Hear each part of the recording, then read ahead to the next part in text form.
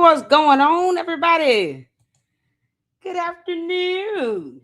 Oh man, how y'all doing? My apologies for running a little behind. I have to try to split up my day, do applications and stuff, and things I need to get done for the house in the morning, and then in the afternoon, um, get in this fantastic content and hang out with you all.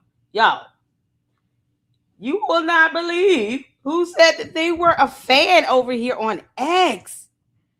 Oh my God. Mr. What's his name? Oh my God. He got blocked by Candace. Mixter Exclusive said, I'm a fan. Oh my God. I'm a fan. Shout out to Mr. Exclusive and Andrew Colvett. Mindy, what are the chances that we might be able to ask Andrew Colvett to come hang out with us and laugh for about an hour? You think he'll come over to the Lady Luck Club? I would love to speak with him. Just let him just go all in. Y'all, we listen.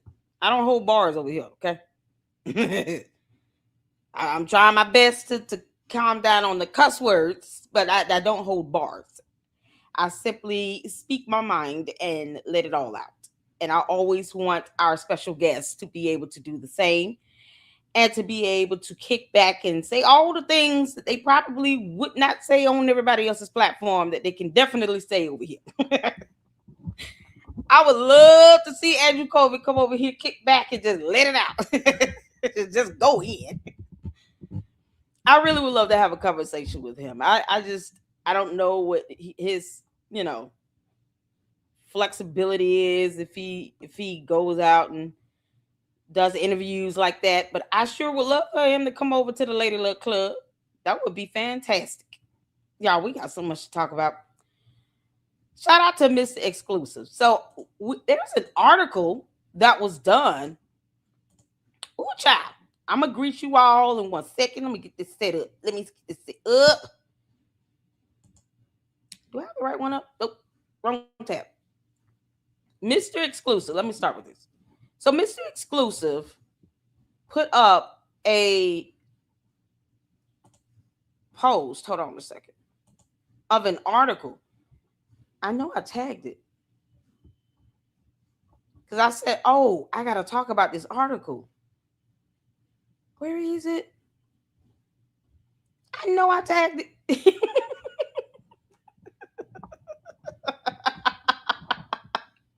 Y'all, who is this fatty adventure? Boy, you don't kick rocks. All these words you're using that you can't define. Punk ass lame. He was called. I said, what's a pal? Why are you spelling pal? P.A.L. Punk ass lame. Boy, that's so dumb as fuck.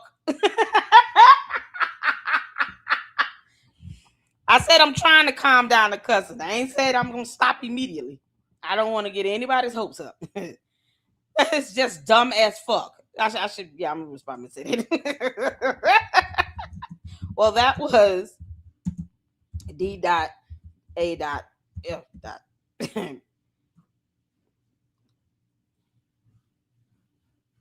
To the highest extent.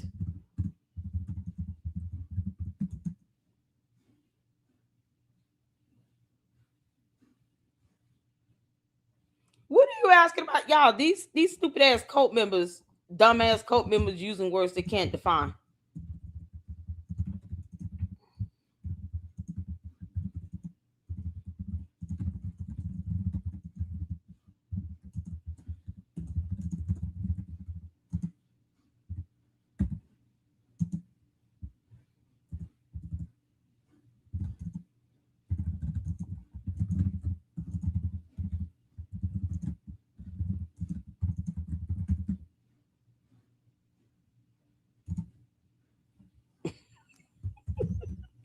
Ask Candace to tell you the freezing point of water. Oh God.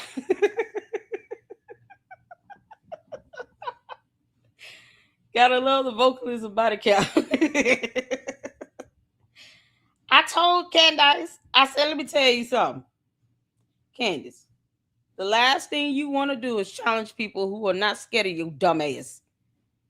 Didn't I tell you who make a mockery of this? Where's the claim, the case number, the file number, something? Where's that at? What's the name of this so-called person you reporting this to?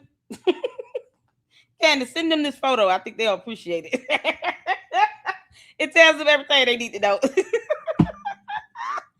What's going on, everybody? Let's greet everybody up in here. Tina Marie, shout out to the mods. How you doing? Cece, thank you for renewing your membership for 7 months. Girl, I love you too, honey. Mackenzie up in here, Texas Mother Bird, Juju, shout out to all the fantastic mods. Good morning. Is it morning over there, Colleen? Good afternoon, good morning. Depending on, I guess, what time zone you're in, aka Utah time for Candace and her simpletons.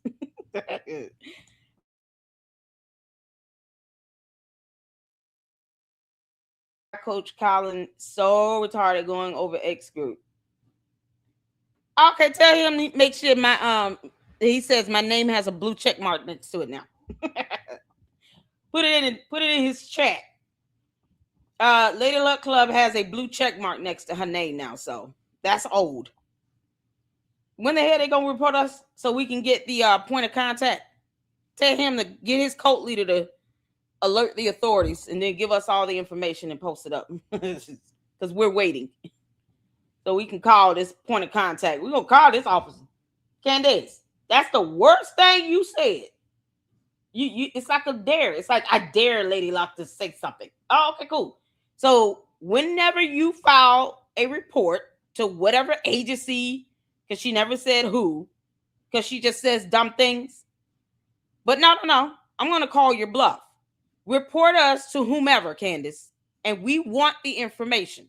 I want the incident or the case number. I want the point of contact, the investigator, the FBI agent. If you're going to the FBI, are you going to the Department of Defense? They can't stand your dumb ass over there. What about the, Department of Homeland Security? FBI, CIA? Are you going to involve, anything over there in Great Britain? Because, George could be deported back. You going to tell the KGB? They might be irritated, but they're not going to give a damn. Candace, they don't care about what's happening to you. No. Russia cares about the information you give them. That's one-sided, in case you didn't know that. Now, they don't have any interest in you whining about a group on X. They don't give a damn about that. They want to know our nuclear launch codes. So, you going to tell them, but how they going to go? Who you going to report us to? Because we all need to know. And then that way we can all call these people on live streams. Man, me, Artie Trolls. Oh, my God, Jay. We all come together. Gary from Paramount Tactic. Oh, we love Gary. Gary, we'll all call the point of contact that Candace is filing this report to. We'll do one big-ass live stream, have a huge platform, and then we'll all just call and put the people on speakerphone. And we'll ask them many questions. Candace, in the United States of America, we have the right to face our accuser. So if you're going to accuse us of something, and then you're going to report it to somebody, yes, we have the absolute right to call to see what's going on. And cooperate. Child, we ain't hiding from shit. I know I'm not. That's why that nonsense don't scare me. She's so stupid. Oh, man. Texas Mother Bird. What's happening? Oh, y'all, let's get some music in the background, honey. We got to get it in. I'm excited, you all. I got to finish setting up the t-shirts. And I think I'm going to put out 2. We're definitely going to do the mala.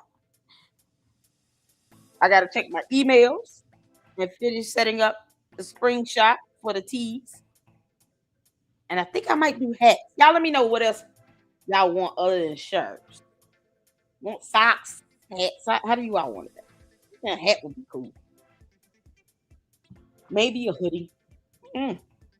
And then put on a kick rocks barefoot. Girl, bye, Felicia.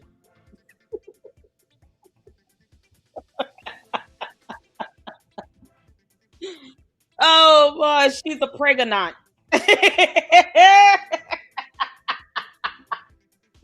A pregnant. I'm gonna have to figure that out. How are we gonna do that? Pregnant. Yeah. I'm gonna spell it exactly as I'm pronouncing it. A pregnant. Oh, child. Candace, yeah, we're gonna keep those t-shirts up to you so somehow go into labor somewhere. On Earth, in space, on the sun, whatever. It better be a baby in there, you moron. We started the live spicy. Yes, we did. Oh man, y'all hit that like button. Make sure you guys are subscribed to the Lady Luck Club. Everybody that's listening in from X, come on over to YouTube and hit that subscribe button. We're still trying to get the 50,000 supporters, 50,000 Lucksters. Shout out to Artie Trolls. He doesn't surpass me. Listen, we gotta keep up. You can be able to keep up now. And I'm excited for it. All right. So make sure you guys are subscribed and hitting that like button. Tell YouTube Kick Rocks we like Lady Luck Club. Keep her videos in the algorithm. It makes the cult members mad too. Because they love copying and pasting the same comment. How is this video in my algorithm? Why would you point it out that it's in your algorithm? That means that the like button is working. Oh, because they're stupid. Yeah, they're so dumb. Oh, it's 10:23 where you are? Okay. Good morning. Make sure you get some coffee, girl. What's some hot cocoa? I don't like coffee. I only drink it when necessary, John. Yeah, so I woke up when I was going to get a bowl of cereal.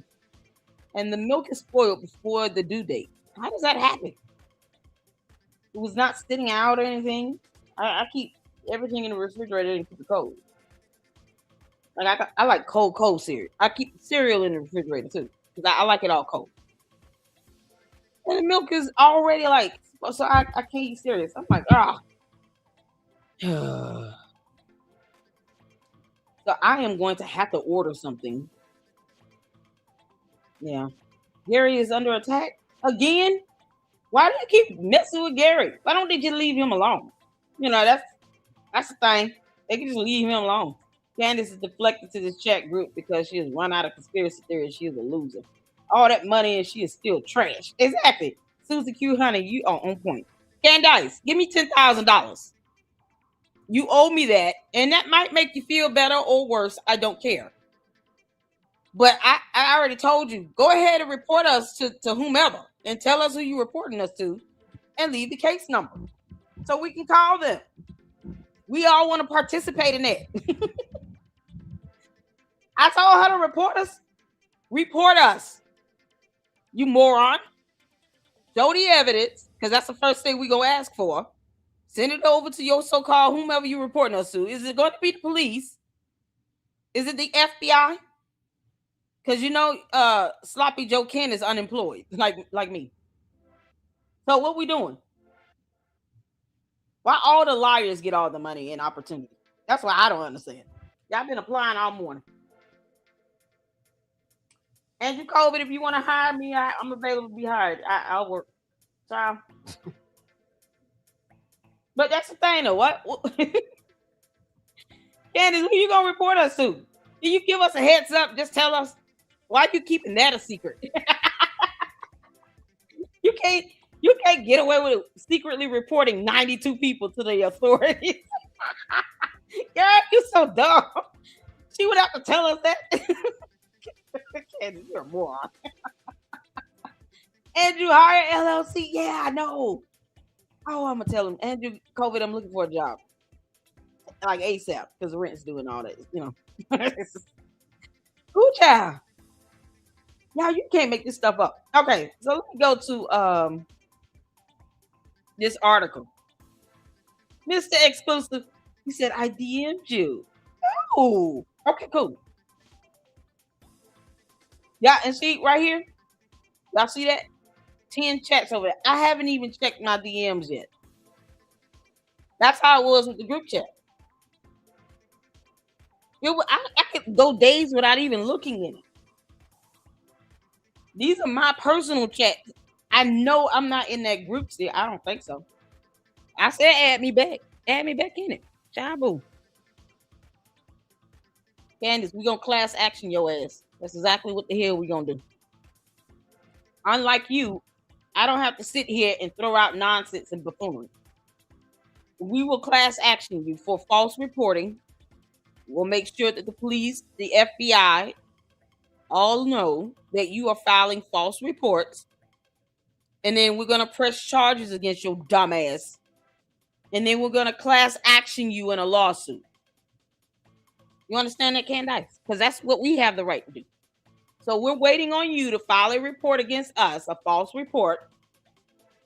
That way we can report your dumb ass for it. And then we will file a class action lawsuit against you and your dumb ass cohorts. Tell Baron Coleman to get ready to go to court. Coach Colin, he can knock if you buck if you want to. You be added to it. We don't give a damn. 90 people can class action against Candace and her dumb ass cult member. Go ahead and file that false frivolous report to the police, wasting resources and time with no damn evidence so that we can have you charged. We'll wait, Candace. Your move. Knock if you buck. Didn't I tell y'all? She's trying to do this to scare people, and she's trying to scare people that she thinks does not know what to do. Don't bother me over here. That does not work in the Lady Luck Club, Candace. We will press charges against you for filing a false police report, you dumb ass alien. And then we'll class action you, all 91 people.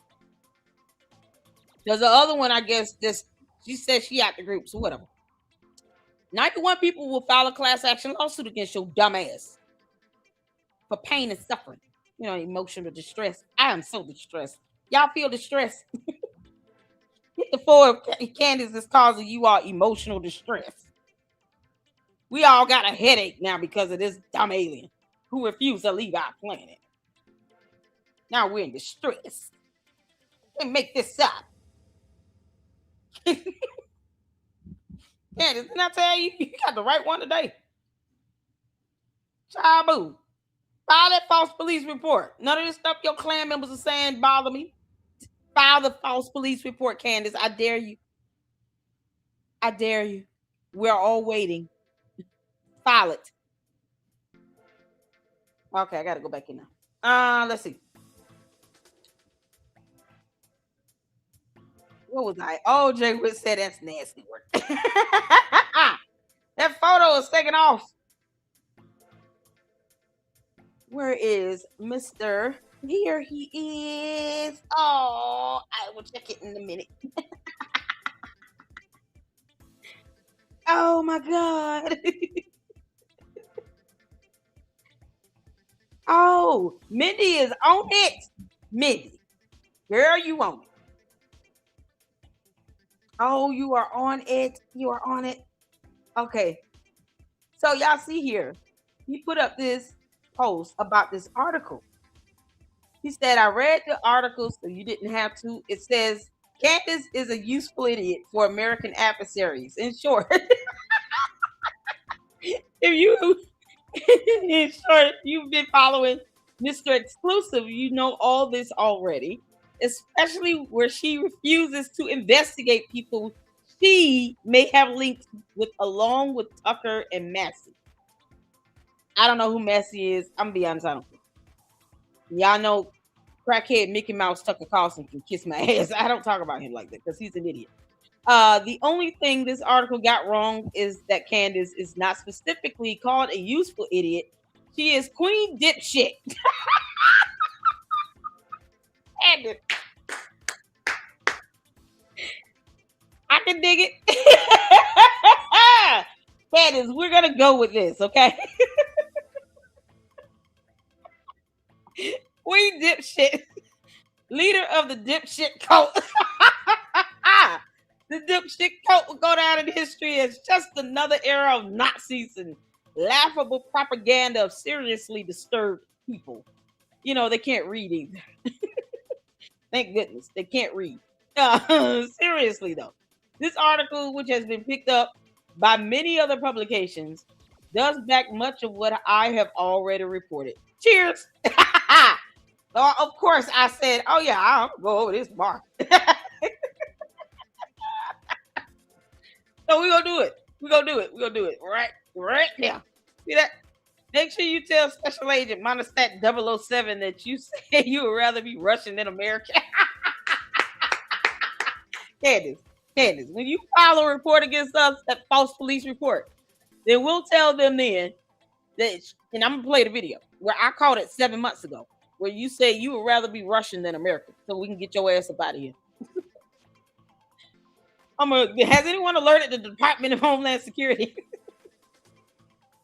Candace would rather be Russian than American. Derek, get your ass out of our country. What you here for? Bye, Felicia. Hey, this moron said she would rather be Russian than American. Okay, bye, girl, bye. Y'all see, look at it. I'm a big fan. Oh, I said I am as well. Oh my goodness. So we got to get to it. Intelligence sources claim Candace Owens is a useful idiot amid massive Charlie Kirk investigation. I'm going to put the link to this article in the chat because see here in the Lady Luck Club. See here, Candace. We read here in the Lady Luck Club. Oh, Queen Dipshit.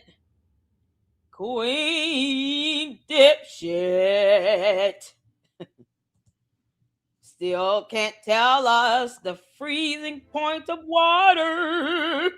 Queen Dipshit.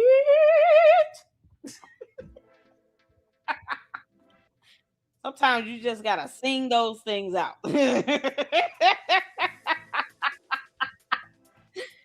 Change Officer Tatum LLC. I never. Erica Kirk, girl, you better tell Brandon Tatum and Michael Doe, all these clowns here simping for Candace talking about Charlie Kirk was my friend. Tell them to kick rocks. Boy, I can't wait till she just go off and get him a taste of their own money. Oh my good Lord. Just go in, girl. We got your back. If you need a translator, I got your back too. Boo. How many languages you want that in? We speak several over here in the Lady Luck Club. I'm still working on my Spanish. Queen Dipshit. All right, y'all, let's get to this article. I put the link to the article in the chat. Make sure you guys check it out as well on your own free time. Because we do read here. I actually, like Candace. The difference between me and you is I actually trust that the Lucksters are actually reading. I might not read everything in it while I'm going over it, but they will. That's what's so awesome about the Lady Luck Club. We actually read.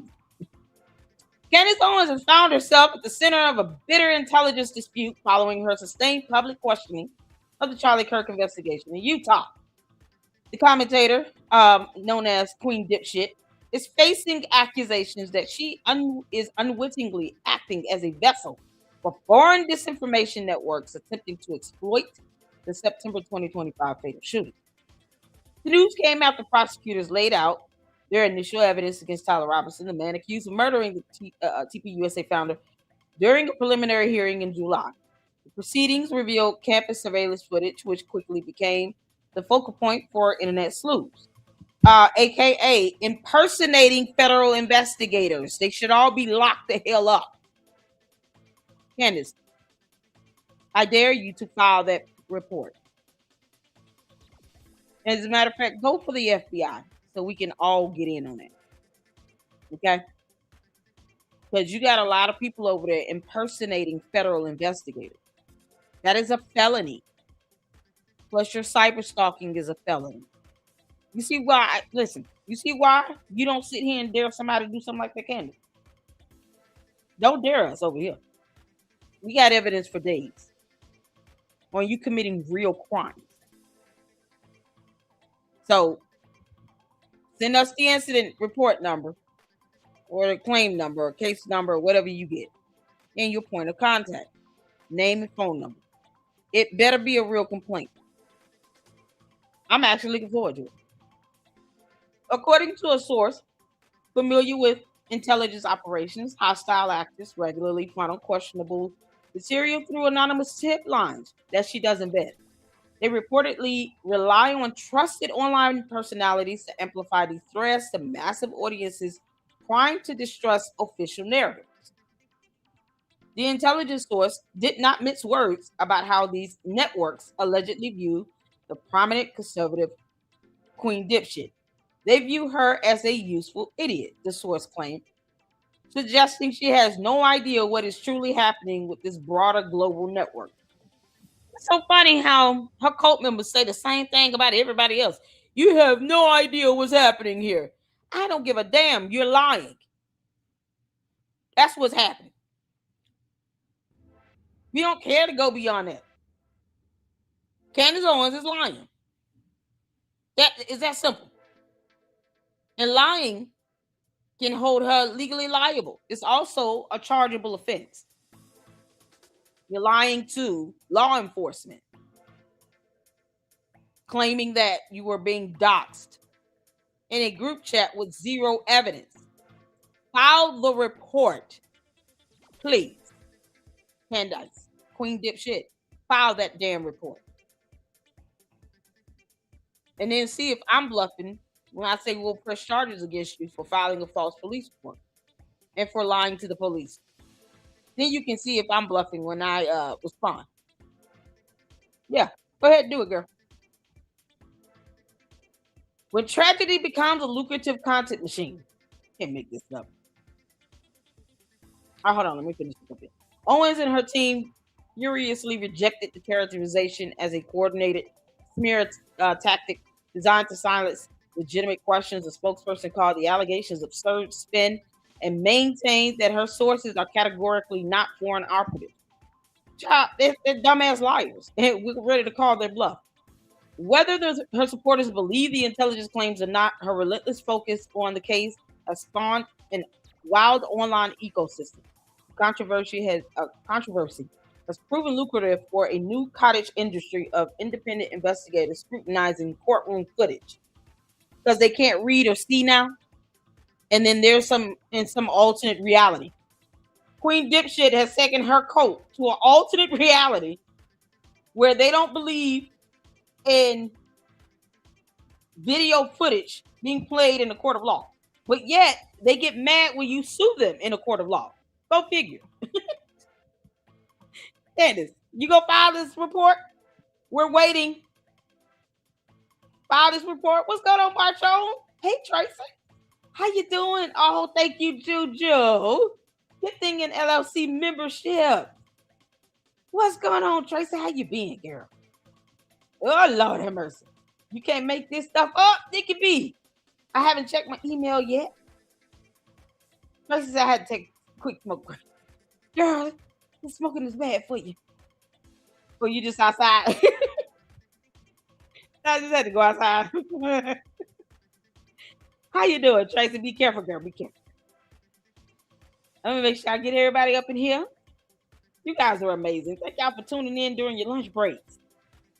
Good job. I ain't cleaning for one of my customers. Okay. Shout out to it. Okay. Praise the Lord, church. Amen. Candace. We're waiting on you to file the report. You thought I was playing. Candace, no. You'll understand why when I respond. File the report, Heifer. So, it is mad how quickly this tragedy morphed into a content machine. Since dedicating her platform to alleged holes in the prosecution's case, Owens, Queen Dipshit, has added roughly 1 million YouTube subscribers to push her total audience beyond 6 mil. Bots. They're bots. But is this genuinely about seeking justice? Or has it become just another algorithmic gold rush? Yeah, because it's a cult now. And the bots are still stupid and they still can't spell her first name. So we don't take them seriously. One digital creator likened the phenomenon to QAnon, noting that the format thrives because every fresh claim creates an opportunity to churn out lucrative live streams. This perpetual cycle means there is always a new development or a secret message to decode. The creator warned that the format only ends when the public eventually loses interest and the money inevitably dries up. Baron Coleman is not a podcaster or a real attorney, and he should be disbarred for whatever license he still has.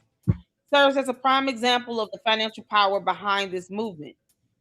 His channel skyrocketed from a handful of followers to more than 350,000 subs, generating over 44 million views in under a year.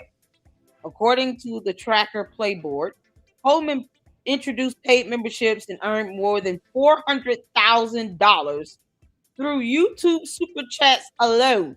What in the world? Where are these same clowns at with my fundraiser? Candy ass cult members, I have a fundraiser going on for $10,000 to help with bills. Where they at? Lord, you can't make this up. Y'all see why all the evil people get all the good shit? Why do the evil people get $400,000 of super chats? You have to lie like hell is hot to get money. Who knew? Candace, I'm not lying like hell is hot to get money. But your cult members can definitely amp up my fundraiser. If they can give Mitch Snow 150,000, 10,000 is nothing. Y'all make sure y'all share it out. Candace cult members can put money in it.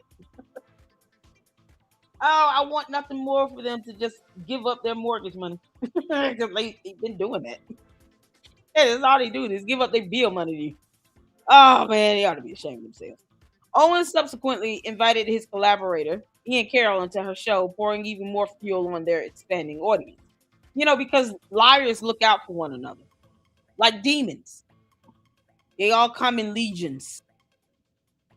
You got Ian Carroll and Queen Dipshit Candace, Crackhead, Mickey Mouse Tucker Carlson, and the weird one. What's her name? Megan Kelly or whatever. Brandon Tatum's dumbass. Michael Knowles, Stu Peters. Dom Dom who wants Gom Gom, Baron Coleman. All these people lie and cover up for each other. And they look out for each other by sharing an audience. And then they realize, oh man, if I actually told the truth, I'm not going to get $400,000 in super chats anymore. So let me keep lying because these $400,000 are coming from Candace's 6 million bots. Now you all see how that works? So of course they're going to sit here and pretend like she's not saying dumb shit that could get her caught up with police and FBI agents. Or a judge or a jury. Of course, they're going to turn a blind eye to it. Because Brandon Tatum's audience is Candace's audience. It's like she loans out her bots to them when they do their shows. And you know there's a big difference when Brandon Tatum is talking about like Nolan Wells. And then you got Nancy Grace putting him in check. And then when he's over here talking about Charlie Kirk. You notice the difference in the views. So he knows if I want to keep making this type of money, I got to keep weaponizing the death of someone he calls a friend. Funny how they're all doing it, but then want to say, no, we just care and we trying to show support for Erica Kirk. Meanwhile, Erica Kirk is sitting at home like, y'all can kiss my ass. They share an audience. And because they know that and they continue to turn a blind eye, it's all intentional. They don't give a damn about Erica Kirk or Charlie Kirk. They only care about getting $400,000 of super chats. That's all they care about. The debate reached a fever pitch after Queen Dipshit shared heavily discussed surveillance footage of the Lucy Center, originally presented by the prosecution. During the July hearing, prosecutors argued the video showed Robinson scaling the building before a figure lowered itself into position. Robinson has not entered a plea because, and if that's the tactic, it's because, and Queen Dipshit does not know this, but it's because they want the prosecutors to show as much evidence they can see as possible. Then that way they can see what they're working with. Then they can determine whether or not going to trial will even be meaningful, or would it be more worth it to try to set up a plea deal. Now, the prosecutors don't have to offer one, but it would behoove the defense attorneys to at least have that as an option. So that's why sometimes they go through these preliminary hearings, which is like a precursor to what you will see in the murder trial. Because they want to know, okay, what are we dealing with? What are we working with here? How are they going to present their case? And once they see that, then they can make the best decision from there. I think this is going to go to trial either way. But if they feel like they can invoke enough reasonable doubt, it definitely will go to trial so that they can do just that. Does that make sense? Hit the floor. Their goal is to invoke reasonable doubt. That's all they're trying to do. And in order to develop a plan, a game plan on how to do that, they want the prosecutors to, okay, show us what you got first before we proceed further. Does that make sense? And it's not something abnormal. This happens often. The case that we're speaking on in the second channel regarding the singer David, and his attorneys did the same thing. And then when they realized prosecutors have like 5-10 terabytes of data and evidence, they were like, oh, okay, yeah. The judge went on ahead and said herself, we're definitely moving to trial on this, period. So that case will be moving towards a murder trial. All right, so his defense team forcefully objected to the footage being shown in public. His attorneys argued the prosecution's presentation was altered and extremely prejudicial to their client's right to a fair trial. We don't want Tyler Robinson to be able to get a damn appeal granted and have a ruling overturned. How do you do that? By at least ensuring that the jury selection is neutral and impartial. Putting too much out there will taint the jury pool, because you don't want your jurors to see this evidence before the damn trial.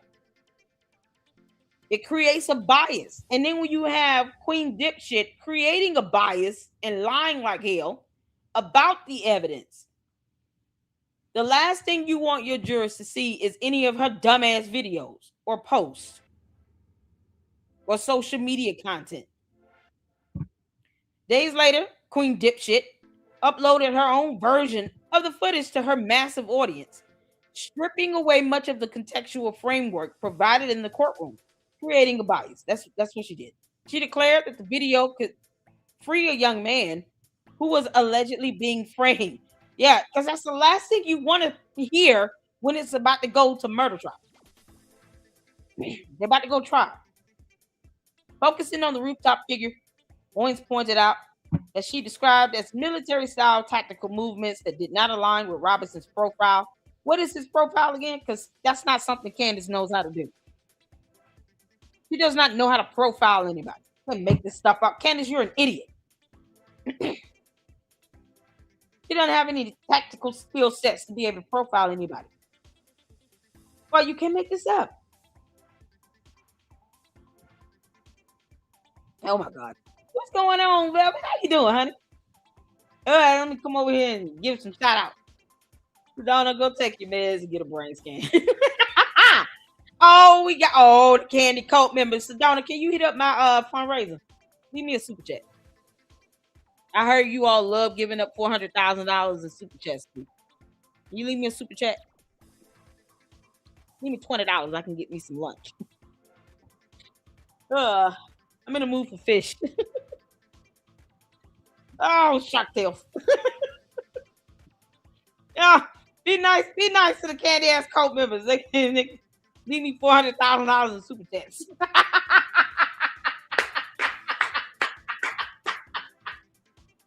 Y'all will have a whole virtual party if I get $400,000 in super chats. I ain't lying. I'm gonna go outside and run around And I'm just gonna thank Jesus like King David. Except my clothes will not be falling off. I'm gonna come in the house before that start happening.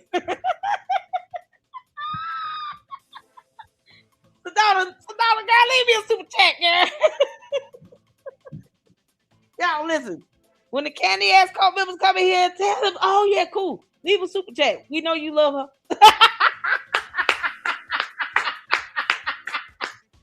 I ain't trying to break you away from your cult leader, but I would love $400,000 in super chat.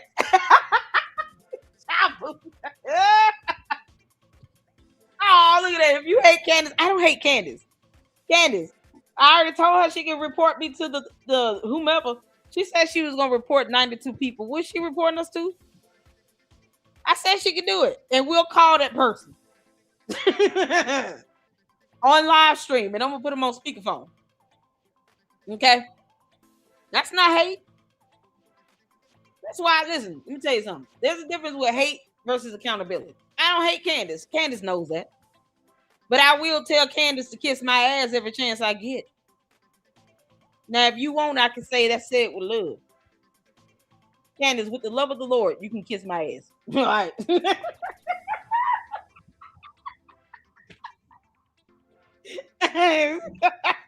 Oh man. Tell the candy ass cult members to leave me $400,000 in super chats. Boy, woo. I got a fundraiser. It's only for $10,000 to help pay rent and bills and stuff until I get another job. They'll blow that out the water. Child, please. And I'ma still say what I want to say. Can't make this up. All right, let's get back to it. Oh man. Oh Lord have mercy. Jesus, Mackenzie, what's going on? Mama Sage. Who child? Y'all hit that like button. Hit the like button. All right, we're gonna finish this up. I'm not gonna read the whole thing. Let's see here. Then they go into some other stuff. Oh, that was the end of it. Okay. Let's see. This deep dive analysis has inspired a wave of amateur sleuths to take the investigation into their own hands. Creators like, I don't know who these people are. Brandy Siciliani and Billy Webb even traveled to Utah to document Robinson's preliminary hearing firsthand. Siciliani vehemently rejected any suggestion that independent investigators are simply milking a tragedy for profit. She explained that she investigates in her free time, adding that she has spent significantly more money on the case than she has earned. Because these court documents cost money. Y'all didn't know that. The Luxus knew that. To all the candy asses, court documents cost money. Like you can do a FOIA request, but you may have to pay for it. We have the right to transparency and accountability.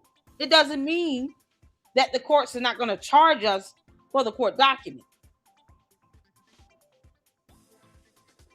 So for like federal cases, I have a oh my god, I can't even think of the name of it right now. Pacer account. I have a Pacer account, but I get charged for certain documentation. Some of it is available to the public, some of it isn't. So for what is not free, I have to pay for those court documents. And Pacer only deals with federal cases, criminal or civil. So that stuff is not free. So when we're saying we're spending money to do our, I'm an independent, journalist. When I say I'm spending money on certain court documents, that's not a lie. I have a whole Pace account, and it comes out once a month of whatever the total balance is, based on the documents that I've, requested. I have to pay for that. So that's what donations here in the Lady Luck Club go towards. It goes towards the subscriptions for X, for YouTube, so we don't have to watch, ads and stuff when we're going over videos. It goes towards StreamYard because I have to pay for that still. That still comes out every month. And the internet, the light bill, because I need electricity to, go live. All this stuff, it costs money. So supporters do a tremendous job here in the LLC by helping to fund these bills related to the channel. So when someone says they don't spend a lot of money on this, y'all listen. Your mind will be blown on how much money can be spent on just doing journalism on one case, especially if it involves court documents or you got to do FOIA requests and you're trying to get information from the police department or investigations. That costs money. And then you got to do interviews and stuff. It takes time and energy. You want to make sure it's presented well. So, yeah, that, man, listen, that's an investment. So I understand that. Now, I may not spend this as much as this person did because they travel. But traveling costs money. You got to get a hotel, get flight, all this other stuff. So you can go out and do some real journalism. But that's what journalism is about. It's getting the information and reporting it to the public that the public has the right to know and that the public is greatly interested in knowing.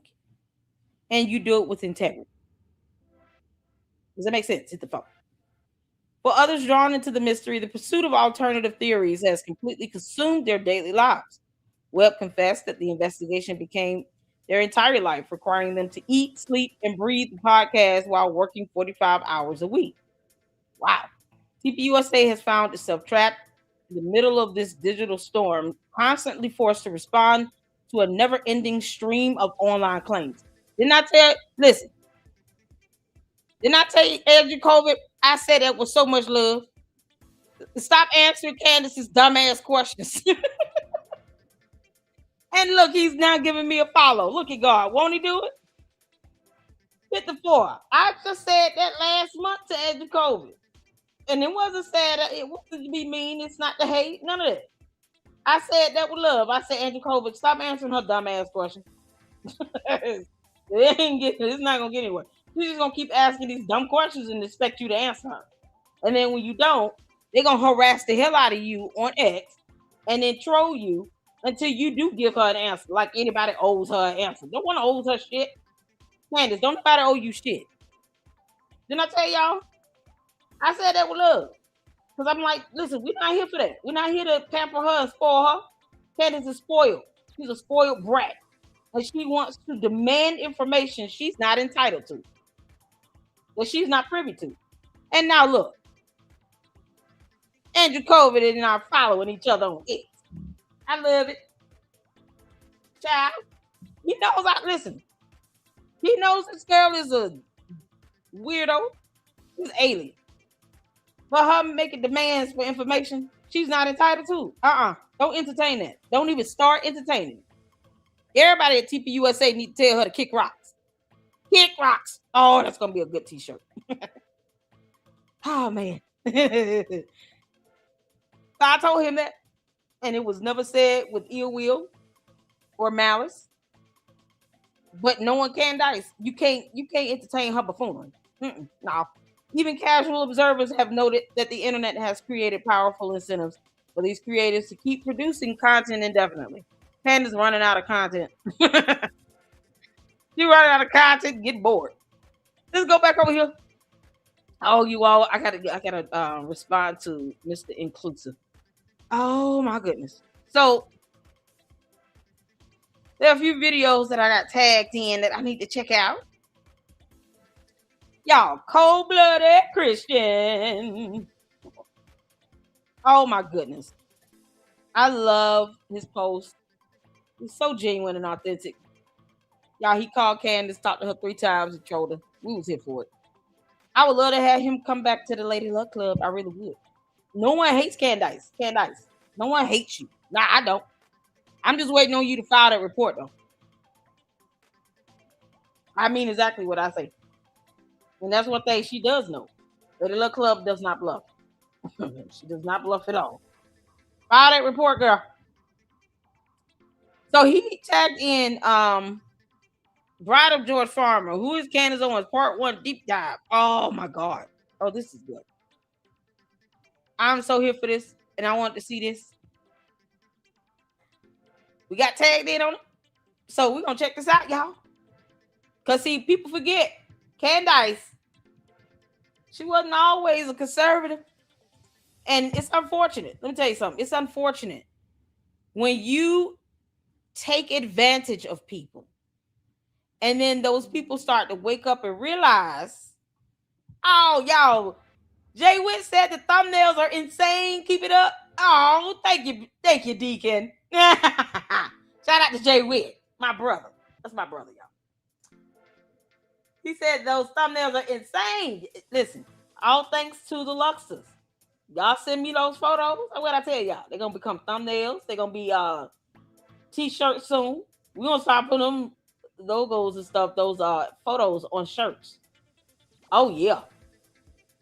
And I want to make sure when we put up the samples of the shirt, y'all remind me who sent the photo so I can make sure your name is underneath the photo. Does that make sense? So I want to give y'all credit. The Luxers are amazing. And I want everybody to know it. I got the best moderators on YouTube, child.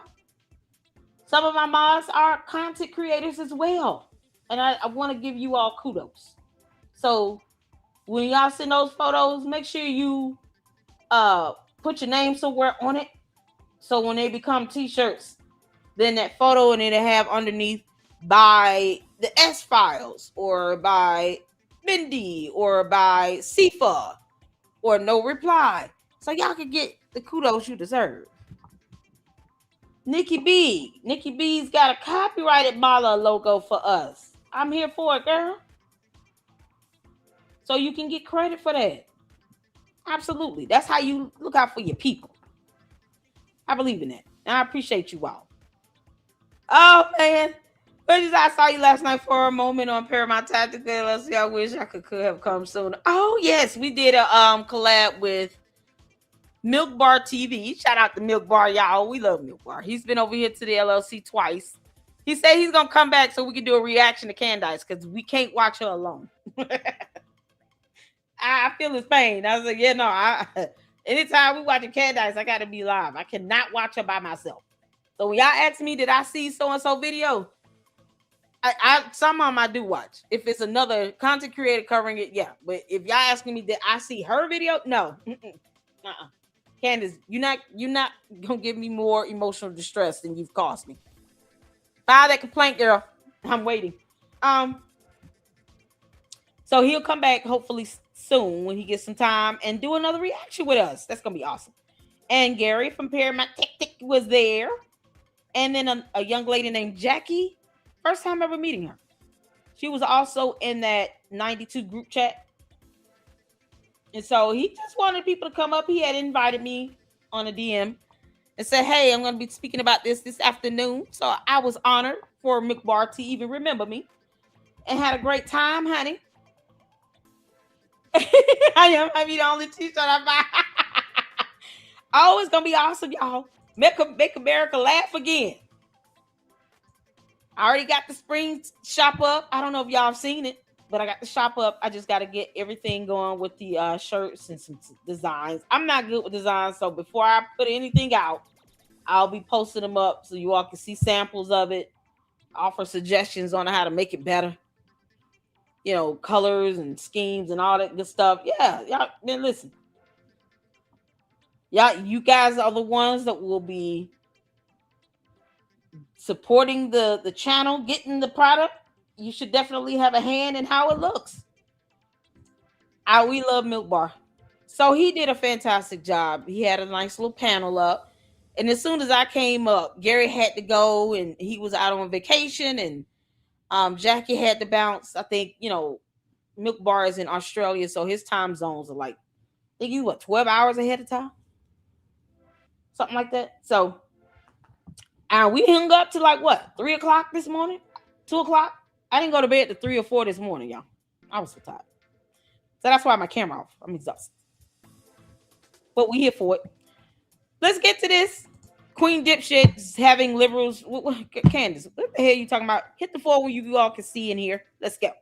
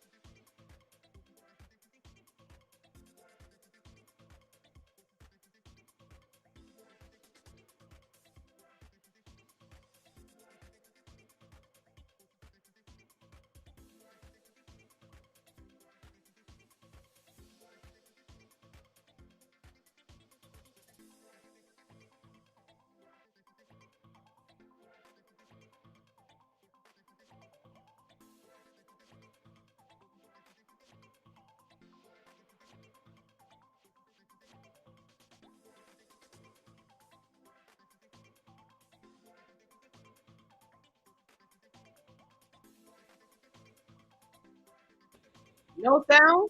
What? You can't make this up. Hold on.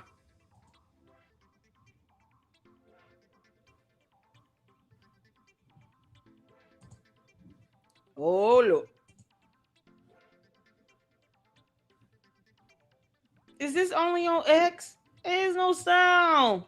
I see y'all. I'm sorry. Oh, sweet Jesus. Hold on. Let me disconnect. Why, Lord? Why? Why, Jesus? Why? Hold on. Hold on. Lord have mercy. Oh.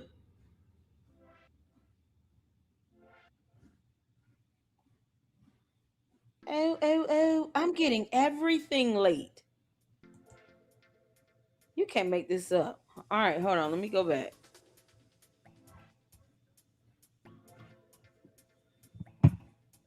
What the?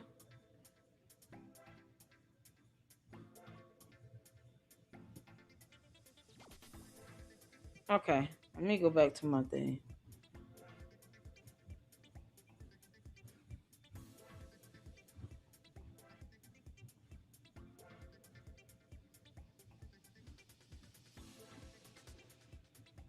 Hold on. I'm coming out. Okay, cool.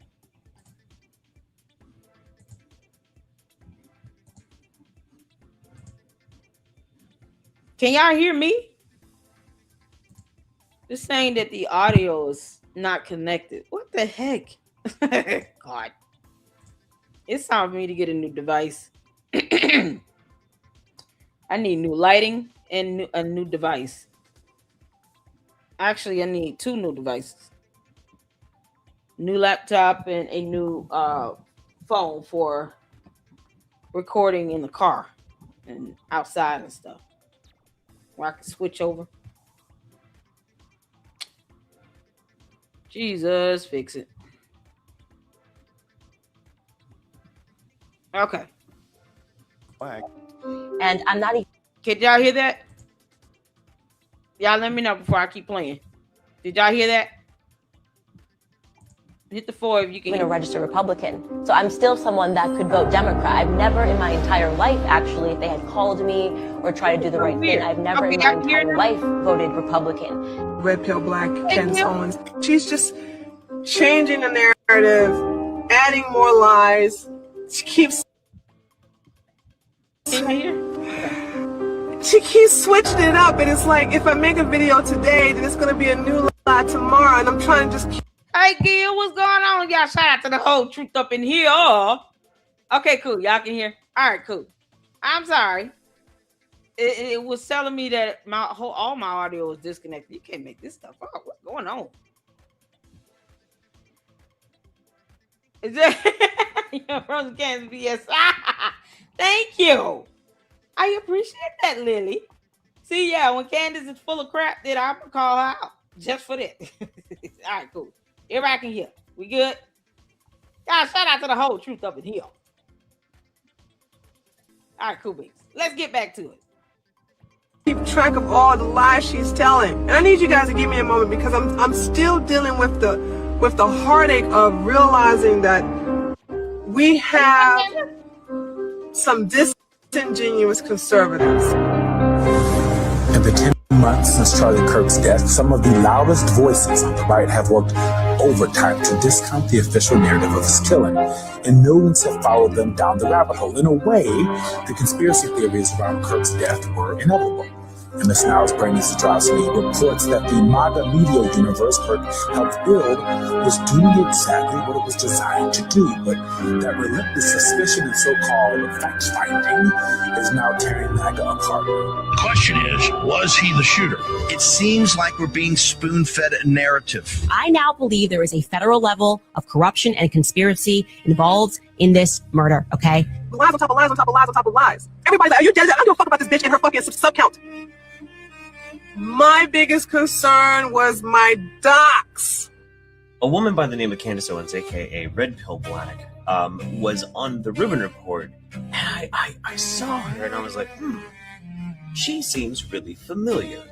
How did this then How quickly did that jump to the way you thought about politics? Instantly. I mean,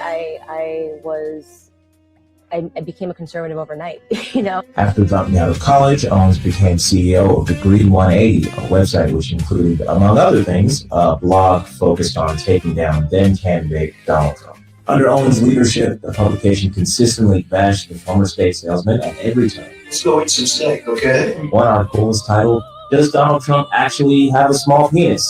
The piece concluded that Donald Trump most likely has a penis the size of an infant. And as it turns out, I'm racking my brain trying to figure it out. How do I know this person? She had a doxing site. She has so many people's docs, including mine. It's not like anybody ever had, a dangerous situation happening because they were dogs. Social autopsy.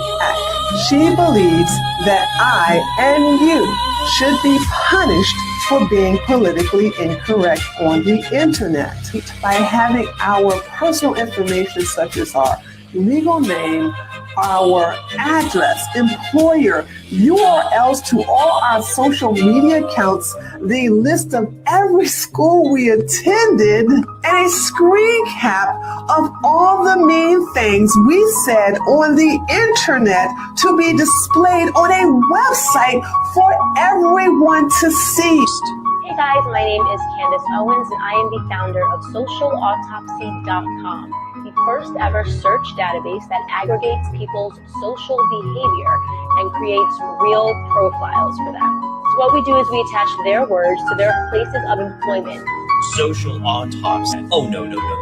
They also wanted to attach, as much personal information about you as possible. If she's telling the truth, why won't she confront me? Why won't she agree to have a one-on-one? I will do this under any terms she wants. She can have 5 moderators. We can do this on anybody's channel. She refused. She refused to even talk to me about it. We can have fucking 3 moderators, and she still will not.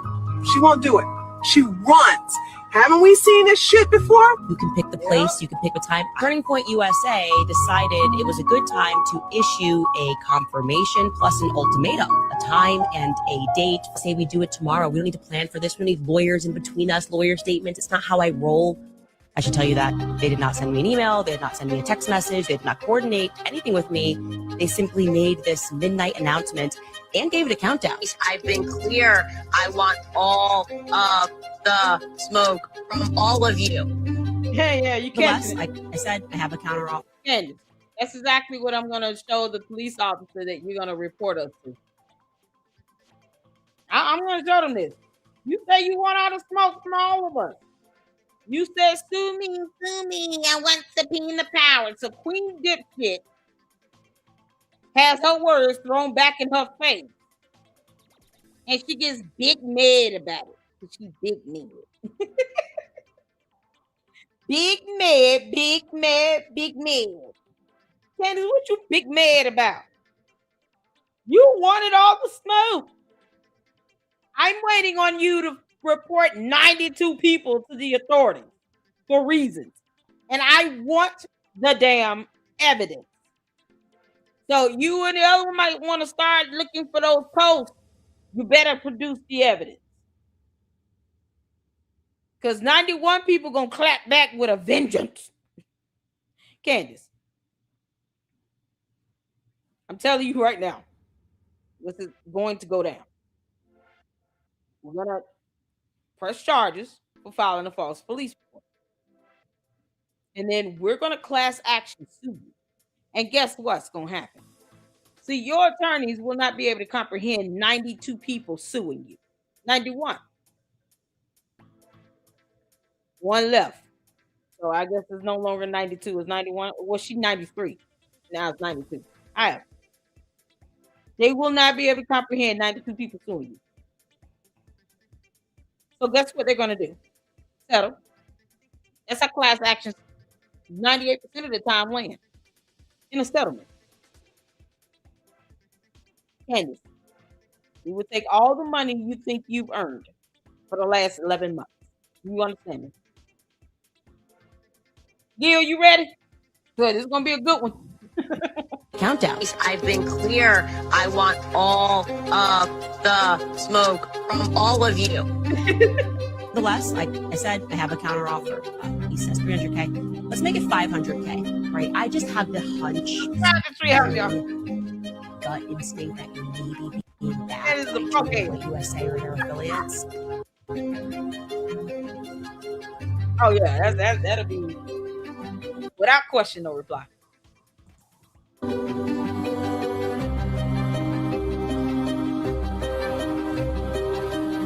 Should allow me to confront you, and if you refuse and you still run away from me after I agree to any and all your terms, and you still fucking run away from the debate, and you still refuse to confront me one-on-one, you're the one who's lying. You're the one who's hiding it. I have presented facts upon facts upon facts upon facts upon facts, and guess what? I'm a troll. I'm jealous. It hurts me to know that conservatives, see the facts that's presented in front of them, will ignore the facts and then start name-calling.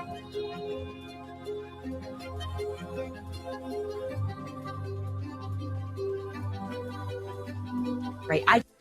You know what I realized? Let me tell you something. Because they do that with me. I don't lean politically one way or the other. You can say you neutral. They're gonna name call you. Then we had a dumb one calling me the B word. Candace, your dumb cult members are picking up your vocabulary. And nothing more. You're not reading books to them. Their vocabulary is so limited. All they can do is copy and paste whatever Candace says. They don't know other words.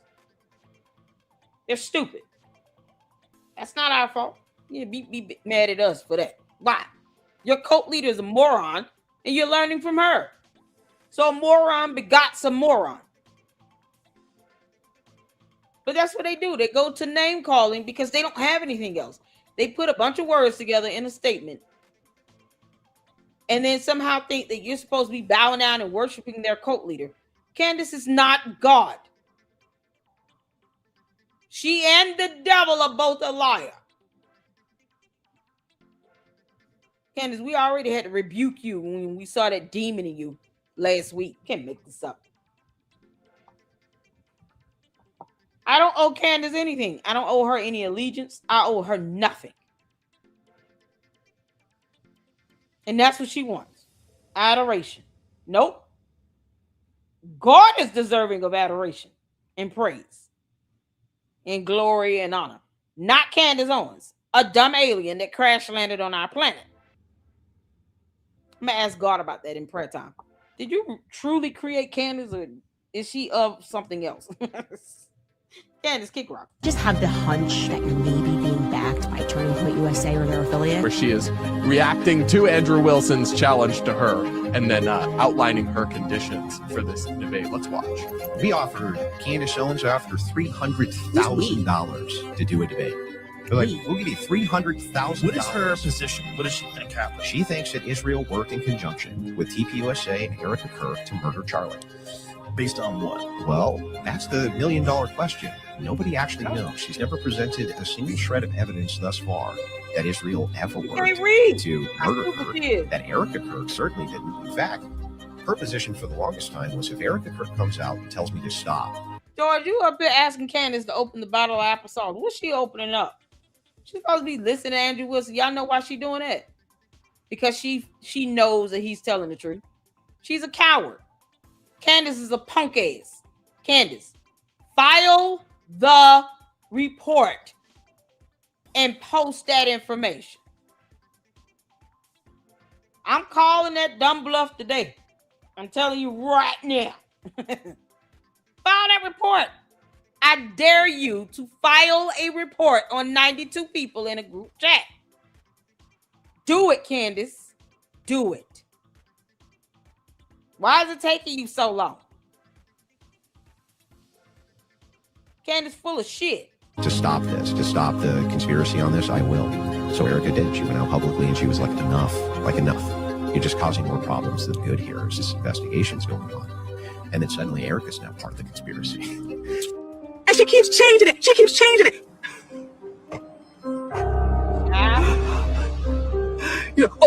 I'm paid opposition. money? Where the fuck is my check? Because I'm like, where is my money? If I have been paid, I ain't seen that one red cent of that money. So I'm like, I got paid? When? I've never seen that happen.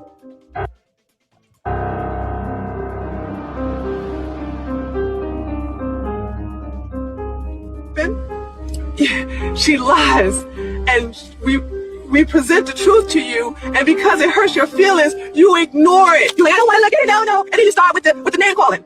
And says, actually is a misinformation campaign or I don't know what the fuck. You all never fact check her. You take her lies and you take it as truth.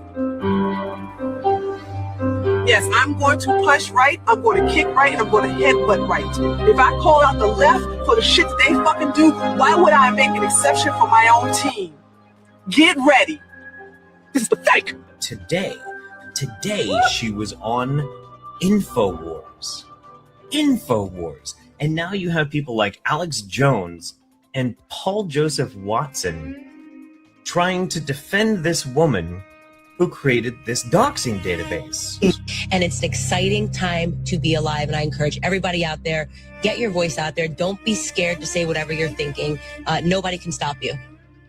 Wait, what? Oh, okay. So since you feel that way, Candace, you queen dipshit, you can kiss all of our asses. We're going to wait for you to file this damn report because we know your lying bum ass can't do it because you don't have a spine and you scared to sit here and have a debate with somebody for $300,000 damn dollars. You've doxed all of these people for no damn reason. You've committed a myriad of cyber crimes, and I hope one day your bum ass goes to jail. And I hope I'm standing right there live streaming it. Yeah, I'm gonna say exactly what I want to say. See, this is why it's perplexing to me why she thinks that someone has to be paid because we're saying something that she doesn't like. Like I give a damn what queen dipshit wants. When I, the queen of YouTube, have operated this way since day one. And I said that Israel can send me $7,000. They can put it in my fundraiser. With my $7,000 Candace, with my $10,000. You owe me $10,000. You worried about the wrong country giving me money. You owe me 10 grand, heifer. Where's my money? You see, I'm going to say exactly what I want to say. That's what your dumb cult members can't seem to comprehend. We don't have to say or repeat anything you say or do. We leave that up to your cult members to do. They copy and paste from you with that hive mentality. We don't do that. But Israel can pay me some money. I already sent Benjamin Netanyahu an invoice. Candace, I went to lunch with Ben Shapiro. You owe me $10,000. I should have $17,000 sitting in my fundraiser. Where the money at? Boy, it's so funny how the candy asses keep telling me I'm getting $7,000. Give me the money. Child, every time I say give me the money, then guess what they do? They run away like some punk asses. Give me the money. They want me to be $7,000 richer. Okay, cool. Give it to me. Leave super chats. They can leave $400,000 of super chats on a moron who should be disbarred. They come over here and they just troll and we let them do it for free. Nah, they finna start paying. Put up a super chat. You want to come over here and troll? Put a super chat. I'm just saying. Since you think that I'm being paid to say things, then you give me the money and then let's see if I still change up my narrative. Because I'll take your super chat, candy ass cult members, and still tell you to kiss my ass and sleep peacefully. It won't even bother me. But you want to find out? Leave a super chat. I'm just saying. Talking about we pay shields. For who? We're waiting for them to give us the money. We're daring them to give us the money. I have dared the Israeli prime minister to give me $7,000 on X. That's a whole post. Anyone can pull it up and look at it. That is a real post I sent out. I dared him to give me $7 grand. And he said nothing. I don't sit here and challenge me. I will call your bluff. The fuck did she just say? She She an idiot. who are all anti-globalist, anti-blah blah, pro-free speech, etc., etc., etc., and they're promoting this person who created an Orwellian nightmare of a website. She said she thinks she was never really liberal and was really apolitical, but feels she was always truly conservative. How fucking convenient that is. She said she didn't really know what being liberal meant, what being conservative meant. Does she know now? But Jeff, I mean, that was last year. She had a change of heart. And it's fine now because she's been red-pilled, right? I am honestly, I'm just a girl that makes videos. The history is I grew up in Stamford, Connecticut. I went to school at the University of Rhode Island, pursued a degree in journalism, which is After dropping out of college, Owens became CEO of Degree 180. quite ironic. Whoa. Yeah. You pursued a degree in journalism, Candace. You can't say the word rhetoric or bureau. You did not know what thunder was or the freezing point of water. What's snow? She said she went to college and pursued a degree in journalism. Didn't she say in 2 separate videos that she earned 2 degrees, one in journalism and one in English? We have gone over those videos ferociously. Hit the 4 of y'all recall her in the video saying, I went back to school and earned 2 degrees, one in journalism and one in English. Y'all remember that? I played both of those videos over here and emailed the school. They said a student with her first and last name and date of birth obtained a degree. She said she had 2 degrees. So how did you get a degree in journalism and one in English? She said I earned 2 degrees. 2 degrees came out of her mouth. The school said a person with that name and date of birth earned 1 degree. Candace, show us the degrees. Show us the degrees. Go get your degrees. They should be on a wall in a frame, or at least in the little binder that it comes in when you graduate. And show them. Show us the degrees, Candace. Because I'm just saying, how dumb is this lie gonna get? She shouldn't speak and say all those things in videos and then somehow think no one is going to play the videos back and hear her say that she earned 2 degrees, one in journalism and one in English. Where are they at? I've been daring Candace for months. Post the degrees behind you on the wall. Put them in front of the camera for 2 minutes. What's going on, God? How you doing, honey?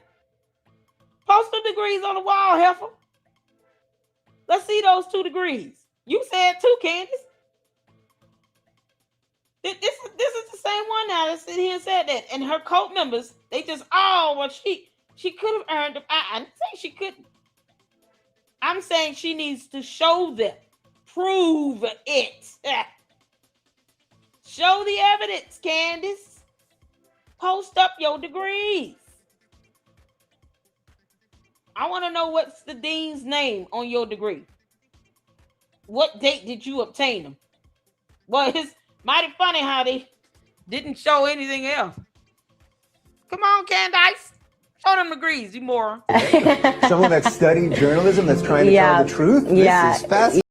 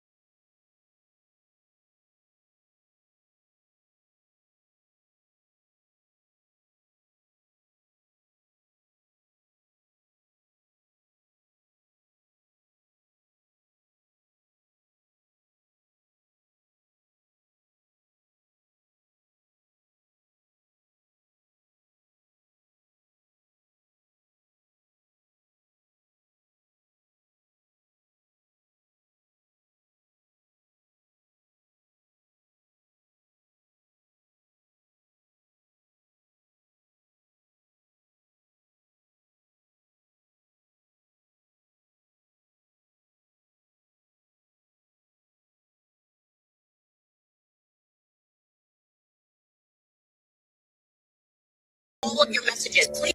Yeah, okay, cool. So 92 people will file a class action lawsuit against you.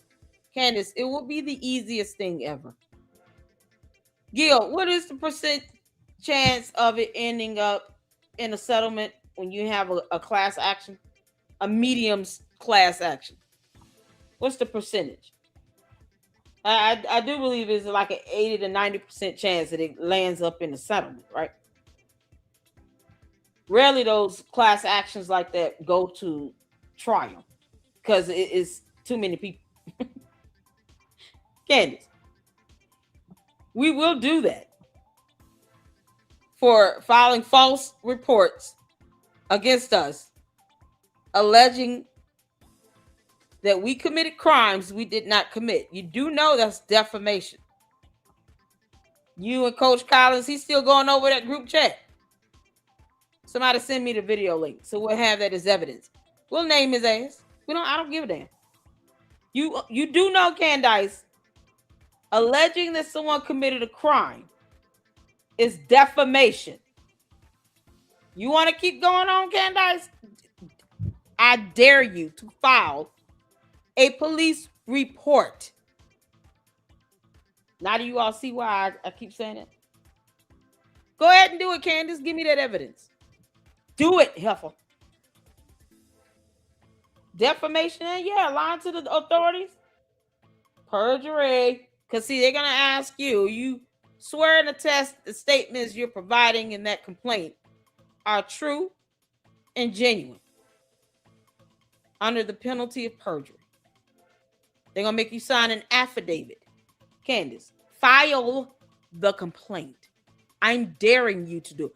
I triple dog dare Candace Owens file the complaint against 92 people to the police, the FBI, pick an agency. I don't give a damn. Please do it, Candace. I done told you stop listening to Baron Coleman's dumbass. But you insist, so do it. Do it. Give us that evidence. And then post up the point of contact, the investigator's name, and the case file number. Go ahead, girl. I told you I call bluffs around here. Come on, Candace. We waiting on you to file that complaint against 92 people. Make sure you add on there that Lady Luck Club has a blue check mark next to her name. Oh, Candace, please do it. I dare you. Please do me a favor today. In the before times, you had a handful of people whose job was to create these conspiracy theories, and a handful of ways, radio, writing pamphlets to spread those conspiracy theories. We are in a moment where there's just a huge market for it. There are a lot of conspiracy theorists. Alex Jones said the other day, there are 1 million Alex Joneses now. And he was incredibly right. You know, there are lots of people who make a living online spreading conspiracy theories and coming up with them. She says she's pretty rational and fact-based. She also says she doesn't have a position on abortion just yet. Dude, it's literally been almost 1.5 years during this Rubin interview since her Kickstarter blew up. And she's now this conservative darling, but she hasn't figured out her view on abortion, one of the most fundamental issues for modern Republicans, for modern conservatives. What happened to the conservative overnight thing? If you ask me, she's just a middle school girl who got rejected by one click and switched to a different one. Yeah. Honestly. Let's talk about her conservatism. Seriously, for someone who woke up and became an overnight conservative back in April 2016, now that it's November 2017 and she only launched her channel 3 months ago, what was she doing with all that time? She said she took a year off and doesn't reference having a job. She also refers to herself as re-entering the market as a more informed person. And it took me a few years to leave feminism, SJW, thinking, intersectionality, all of that. And to learn enough about economics, history, politics, ethics, and philosophy to become a classical liberal. But I'm supposed to believe Candace just woke up one day and was like, and the media is a lie. No, I'm sorry. She has no principles. I guarantee if you asked her, she couldn't explain to you what conservatism is. In any of these interviews that I've listened to, she's never talked anything about her actual beliefs beyond saying she's... Candace, can you spell the word conservative? Can you spell it? Dare you, Candace. Listen, we daring you over here, Candace. I want her to file that complaint. To all the 92 people in that group chat, now let Candace file that complaint. Let her file that report. Tell Coach Collins keep on running his damn mouth. Because defamation is defamation. It doesn't matter what the crime is that you're being accused of. It's still defamation. Come on, Candace. File that complaint, you moron. Man, that'll be the icing on the cake, won't it? Candace, we're all waiting on you to file that report. You gonna file it to the local police or to the FBI? What should we expect? Conservative. I've listened to her on Paul Joseph Watson, Alex Jones, Rubin, Fox News, Stefan Molyneux, and everything she says just sounds like talking points. I've been listening carefully for something that sounds like her being genuine and not like she's in a job interview or trying to sell you something or sell herself. Her story is so slick, really slick. And she's literally not saying anything that I haven't heard people in the conservative space say in the past. She just agrees with everyone who interviews her. Absolutely, absolutely, absolutely, absolutely, absolutely. These guys don't actually ask her any questions about her beliefs or challenge her on these things. She says a lot of things like, "This is why I always say X." And that's why I say it's a Democrat plantation of thoughts. You didn't come up with that. Sorry. She also went on Fox and said, and I say all the time, facts don't care about your feeling. And she doesn't credit Ben Shapiro. I don't know when they're going to realize that Trump won. You know, like, I mean, all of the tea. And his facts don't care about your feelings, which is why we're daring you to file that damn report. 192 people. Y'all hear thundering in my background. That means I need to go ahead and order something. I got to order some lunch. Oh, God. I haven't been to the store. Oh, Candace, see, losing a job gave me a lot of time. Now, I split up my day by applying. But I still have a lot of time on my hands now. Candace. When I say I'm about to start making t-shirts and hats and going in on you, you're like, God, I wish this Lady Luck Club I just wish I would have gave her the $10,000. Here's all of the crying. Like, she's just preaching and pandering. Nothing she says is original, and she just like is laughing this whole thing and nodding. I know. They feel it's like people joke and they say liberalism is a mental disorder, but it's not a joke. Like, it really is a mental disorder. They can't see the world for what it is. They can't have a conversation outside of their feelings, and and they feel attacked, literally attacked by facts. Yeah, never heard that one before.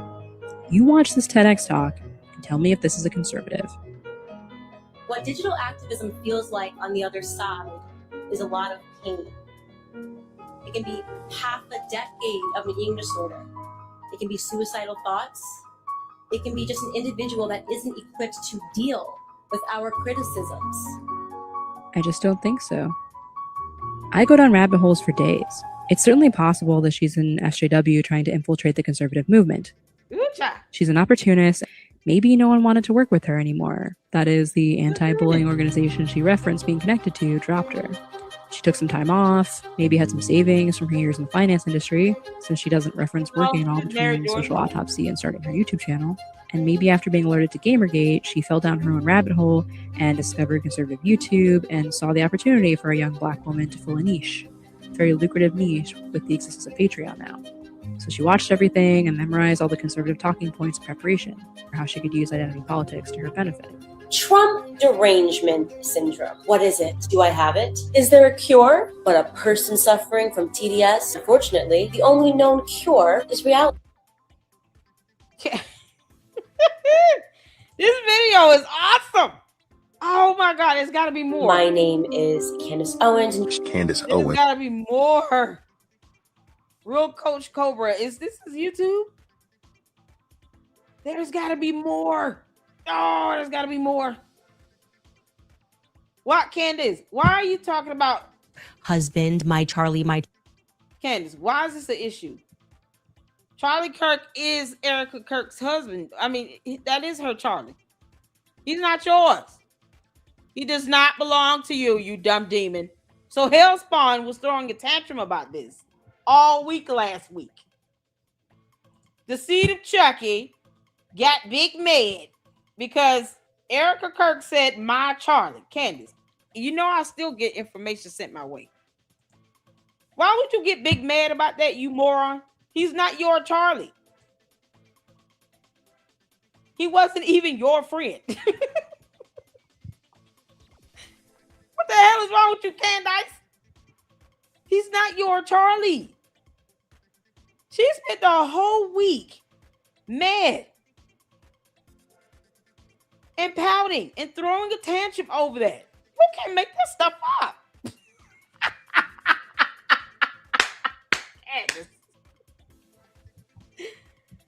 Girl, you'll kick rocks.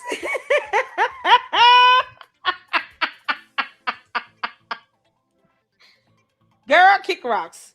This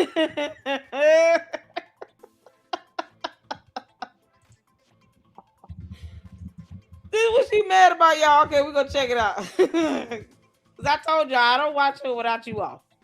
Candace, you are that insufferable. I cannot watch you without the Luxers. Imagine it. Waiting on you to file that damn report, you moron. Insane to believe a single word that comes out of Erica Kirk's mouth. She has not fought at all for her husband, my Charlie, except when it comes to providing basic detail. Hey everybody, how's it going? Please hit that like and subscribe button. We're going to be going over Candace Owens' jealousy, and she is so angry that Erica Kirk said bye Charlie. Let's get right on with it, guys. Basically museum style for our Charlie, for my Charlie.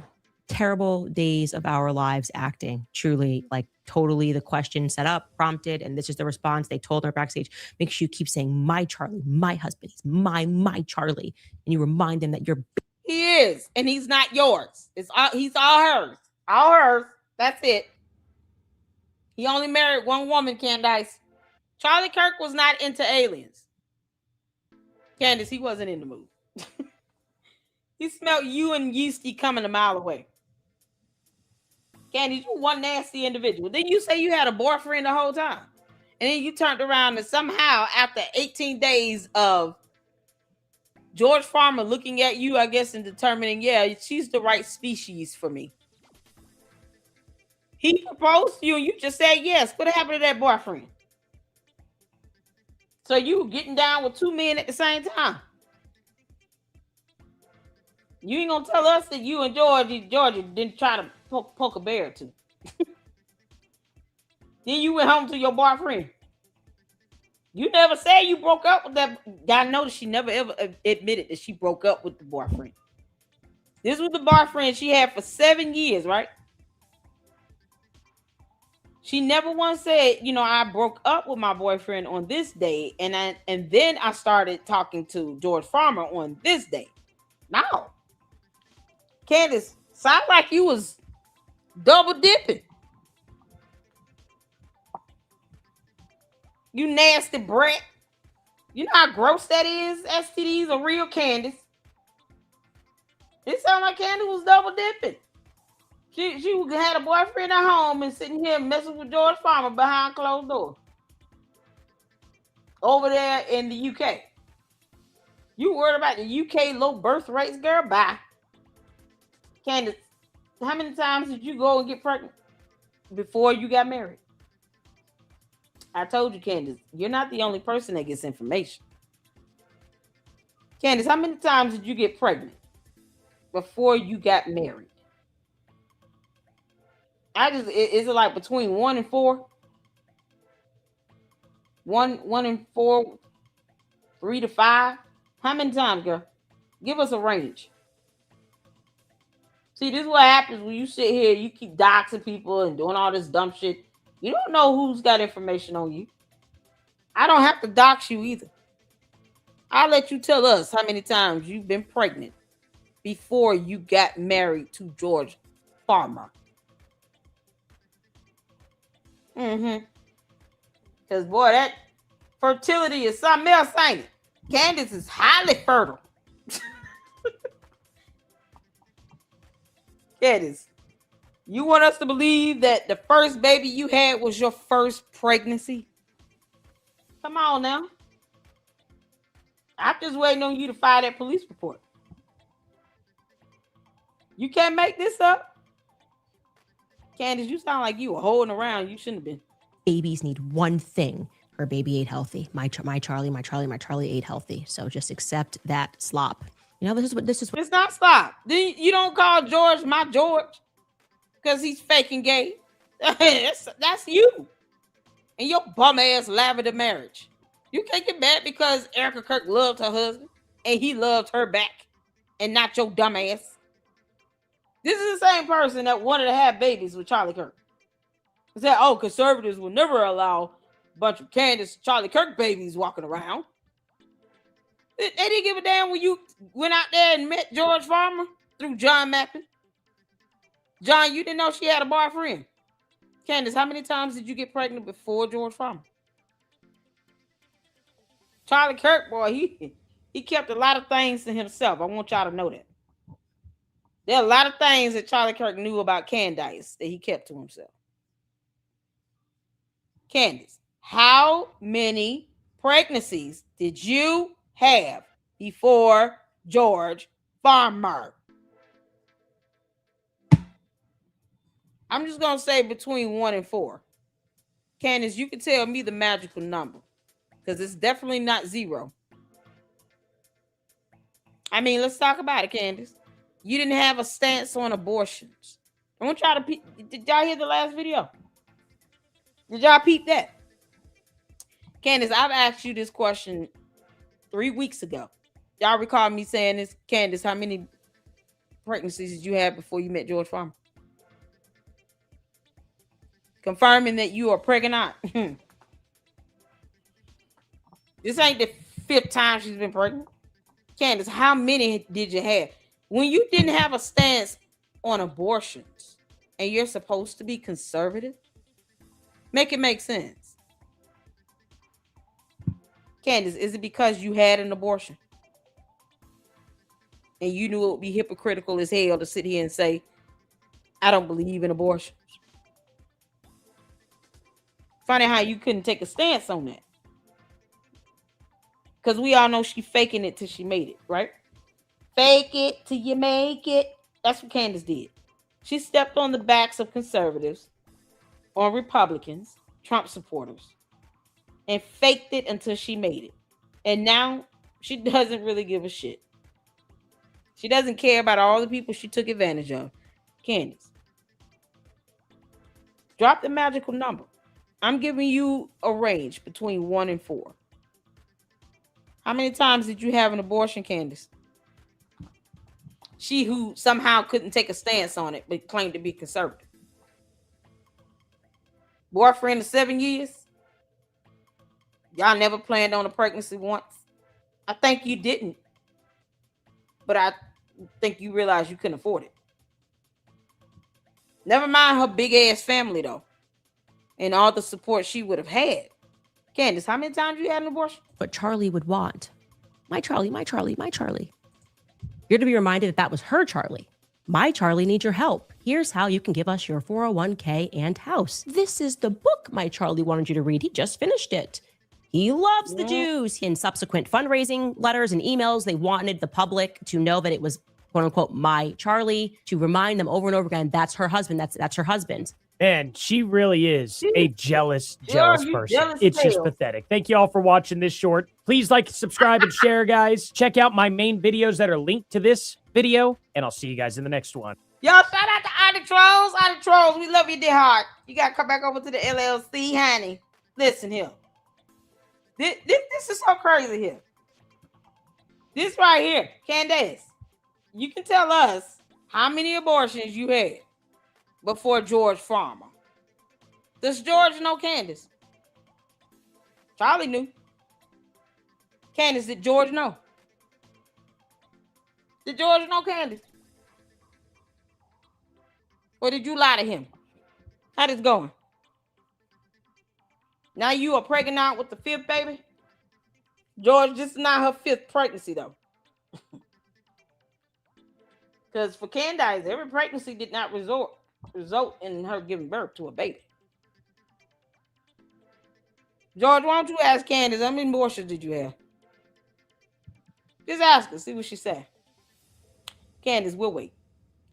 Andrew Wilson, please give me $300,000 to pretend to be Candace for now. She was like, enough. Like, the dinosaurs aren't. This is so crazy right here. You get offered $300,000. Hey, Savs, what's going on? Oh, man. Okay, back and finish my work for a bit. Welcome back. Far down in the depths of hell, are you willing to go to be rich, child? Candace said she got hell lit on fire to be rich. She will not take the debate because Candace knows that she's going to be chewed up. She's going to be utterly embarrassed, Candace. You will be better off telling us how many times you had an abort. I'm telling y'all, Charlie knew. He knew that girl ain't right. And when he learned what type of person she really was, he said, "Depart from me, you evil, wicked doer. I don't have time for you, and I'm marrying Erica Kirk." Real one, that one's great. But have you noticed, like, the flat earthers have fleets of people who will debate their stances? Like, fleets of them who are like, we can't wait to debate with you on the flat earth. It's like, on the other side, though, in this particular conspiracy, you can't get these people to debate their positions. Like, who won't debate their positions? We offered Candace Owens, I offered her $300,000. Jesus. I was like, we'll give you $300,000. What is her position? What does she think happened? She thinks that Israel worked in conjunction with TPUSA and Erica Kirk to murder Charlie. Based on what? Well, that's the million-dollar question. Nobody actually knows. She's never presented a single shred of evidence thus far that Israel ever worked to murder Kirk, that Erica Kirk certainly didn't. In fact, her position for the longest time was, if Erica Kirk comes out and tells me to stop this, to stop the conspiracy on this, I will. So Erica did. She went out publicly and she was like, enough. You're just causing more problems than good here as this investigation's going on. And then suddenly Erica's now part of the conspiracy. By the next day, she's trying to cover it up. She's part of the conspiracy too. When I went to the TPUSA HQ and I talked to Erica briefly while I was there, the first thing I did was what I think every normal, moral human being would ever do. I gave her a hug. And I told her how god-awful sorry I was that happened to her. Like, could you even imagine how that's got to feel for her? Especially now that she has tens of thousands of people accusing her of murdering and conspiring to murder and then cover up what happened to her own. I mean, that's like mind-boggling psychological torture on a level that I've never seen. Yeah, and hindsight is 2020, but given the reaction, I think it probably would have been better for her to like lay low for a little while. No, why? But going out with the sparklers Means not nothing. a great idea. Like, all What the hell is wrong with Joe Rogan? You dumb bald head nut. What does the sparklers have to do with her being accused of a crime, you moron? Those two things aren't even in the same galaxy. You can't compare that together talking about, oh, but yeah, she should have laid low for a while. You can't tell somebody what to damn do. You paying her bills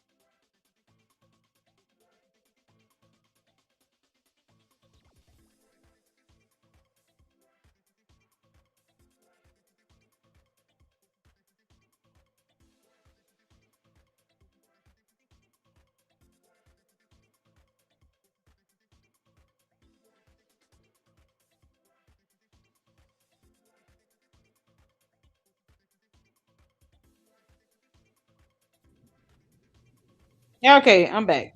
The internet went out. Y'all, it's thundering in my area. Hey, Caleb. Feels like forever. Can you all hear me? My internet blanked out. It actually, the power went out, and of course that took the internet with it. So everything's coming back up. My apologies for that. Oh man. Okay, y'all can hear me. Oh God. Okay, so I paused it here for those who are just tuning in. My bad. My lights just blanked out. It was thundering over here. I don't know what's going on. It's like do something. It's storm or the sun is out shining and it's dark clouds. It's like the sky about to fall in some areas. Like you can't make this up. Okay, as long as y'all can hear me, I want to make sure everything's running before we get back to it.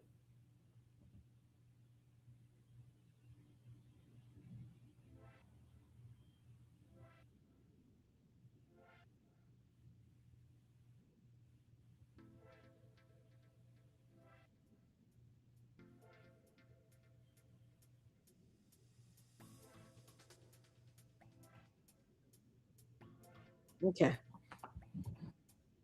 All right. I want to make sure you all can hear as well. Let me go back a little bit because see, Andrew Wilson was talking about Erica Kirk and her going through everything, and then this idiot comes in saying, "Oh well, something about sparklers and the blah blah blah." What does that have to do with you being sorry about the loss of her husband? What does it have to do with people accusing her of aiding in a cover up of a murder, which is highly defamatory? That is a crime. Covering up an assassination is a crime. And you're worried about some damn sparklers? Joe Rogan sounds retarded. I think it probably would have been better for her to like Get the floor if y'all can hear the lay video. low for a little while. 1000%. The going out with the sparklers was not a great idea. Like all that was not a great idea because it just seemed. Why does that matter? No one should be accusing her of aiding in the cover up of an assassination. Forget the damn sparklers. All that remedial nonsense. He sounds like a simpleton, like Candace. The sparklers. No one should be accusing her and aiding in the cover up of a murder. That is defamatory. Why would you want? Let's go down this rabbit hole and accuse her of murdering somebody because she came out with these sparklers and that was a bad idea. How did we get to her aiding in the cover up of assassination? How did we get here? So, F the sparklers. Fuck the sparklers. Forget they exist. Yeah, because Candace drops the F-bomb at least once a month. This is my once a month. Fuck the sparklers. How did we get to this point where some sparklers and an outfit led to, she aided in the cover-up of an assassination? Joe Rogan is retarded as hell. Hell, you talking about, boy? Insane. He sounds and like a maybe moron. sometimes in grief or when you're trying to show that they're not going to hold us back, people Bum make ass on somewhere. choices that could be interpreted in a very bad way. 100%. The interesting thing is I asked her about that. I asked her, like, what's the deal there? What's with the sparklers? Who cares? What's with the aberration in behavior? And Right. she's like, look, I was put in like the worst spot I could ever think of. I was the background character. I was just there to support my husband. That's it. The only reason I even really got involved is because Charlie was so pro-marriage, and he wanted to demonstrate to the world you can be married and have kids, and this is the good life. So when he dies, she takes over, right? This moves over to her control. She says, well, the first thing I want to do is honor his last book. You know, that's the very first thing I want to do. I want to honor his legacy. And she's like, I don't know What is so wrong with that? exactly how to take this position. Let me tell you something. This is so stupid. This is a dumbass conversation. This is a dumbass conversation.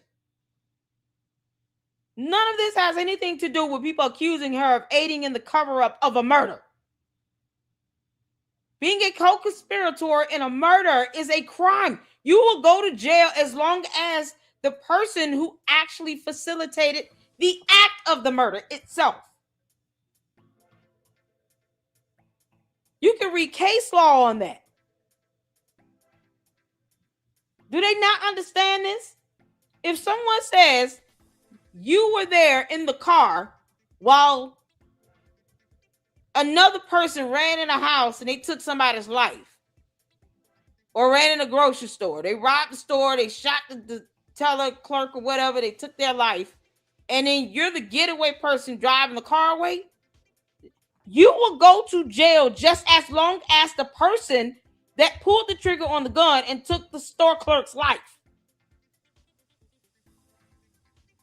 That is a crime to aid in the cover-up of an assassination. That crime warrants just as much jail time, prison time, as the person that pulled the trigger on the gun or carried out the act of murdering someone. And they talking about sparklers and bullshit. She's not the first wife that wanted to pay homage and respect to her spouse and respect the legacy that her husband left. She's not the first wife on earth to ever do that. Why are they talking about this like it's something brand new? Oh, it's a foreign concept for a wife to want to carry on her husband's legacy. I've never heard of that before. Did y'all know that was a thing? Did y'all know that was a thing for a wife to carry on the legacy of her husband when he dies? Oh, no. Who knew that was a thing? Thank you, no reply. No statute of limitations on these crimes. It's a federal crime, federal murder, capital offense. Murdered this man in broad daylight, and they talking about sparklers and bullshit. For what? This is a dumbass conversation amongst two men. They should be so happy to have a wife who would love to leave their legacy behind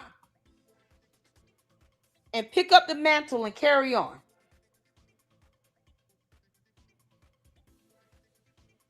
Period. You know Joe Rogan wish deep down he had that. Ain't he married? Is Andrew Wilson married? They talking like they not married men. Are they married? I'm asking. I don't know. This is what I mean by, and I'm not going to say they want to be with Erica Kirk, but imagine that. Having a marriage and a love and a bond with your spouse so strong to where, God forbid, you lose your spouse, and the first thing you think to do is to honor your spouse's legacy. Most men would want their wives to do that. What are they coming from with this? Is this a matter of jealousy he's speaking out of? Because you can't tell her she should just go home because the sparklers were too much. Get the F out of here. He came out with sparklers.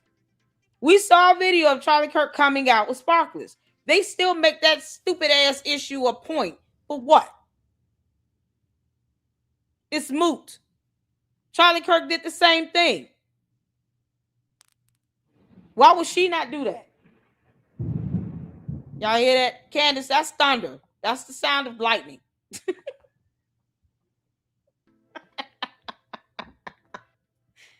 So she still doesn't know what thunder is. And they sitting here repeating her bullshit on that.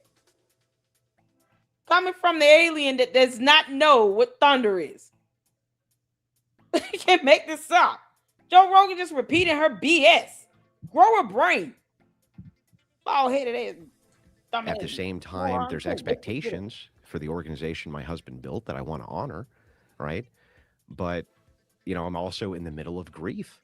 And it's like, I don't know how you balance that position. Who's been in that position ever? Right.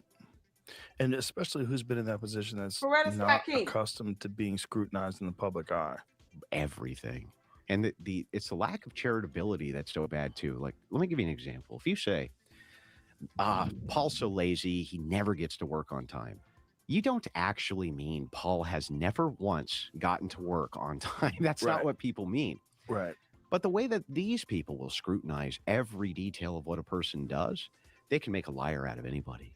Because that they'll take statements like that, which in the common terms, if you say, man, Paul's never here on time. You don't literally mean he's never here on time. Nobody talks that way. But if you push on everything a person's ever said, tongue in cheek, not tongue in cheek, they misremember an event, they don't misremember an event, you can make a liar out of anybody. Right. Yeah. And that sort of scrutiny from all that public trauma, and it was the most traumatic event Zoomers have ever gone through. The biggest, a public assassination like this, same thing with millennials. It also exposed people's character that they were celebrating it. Oh, yeah. And they have to feel bad about She's that. making money. They can't feel good about that. And they have to feel bad about the response because so many people got fired because of it and so many people got attacked online, and rightly so. But they were It's just a desecrating his cruel- memorial, and leftists were celebrating that. They were saying they were going to give the guy money who did it. Yeah. What is Joe Rogan's point, man? Candace is celebrating it and making money off of it. This girl will watch him get shot in various angles over and over and over again. What the hell are we talking about? It's so crazy. They had that was a dumbass conversation with those two. Unnecessary. Oh, Lord have mercy. So we got some things to catch up on. Who child? Candace out here filing, dismissals again. We got to go through those court documents. I'm going to do that in a separate video because it's thundering back and forth. Let me go over here to Edie.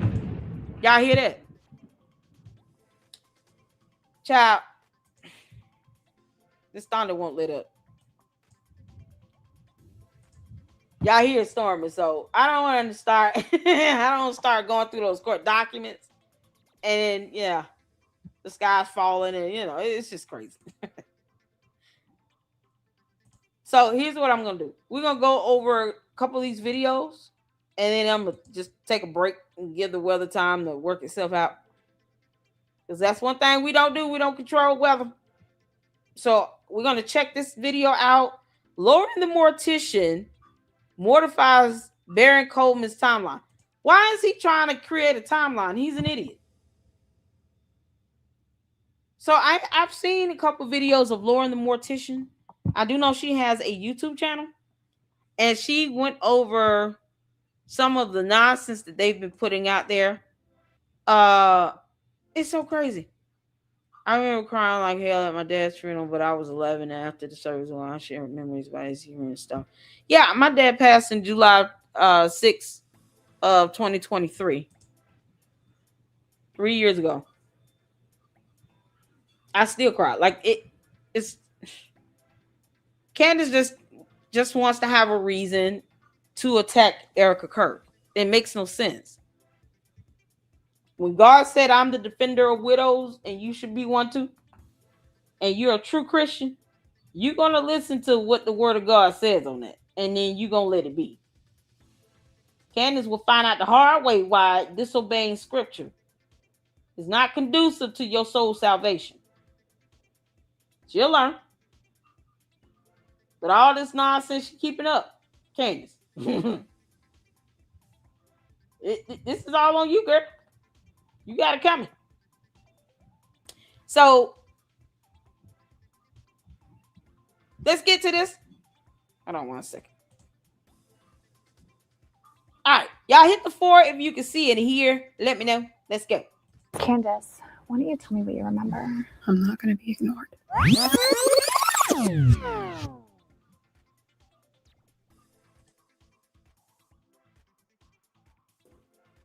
Howdy ho there, neighbors. Welcome back to my channel. My name is Edie. Today you can refer to me as Morticia.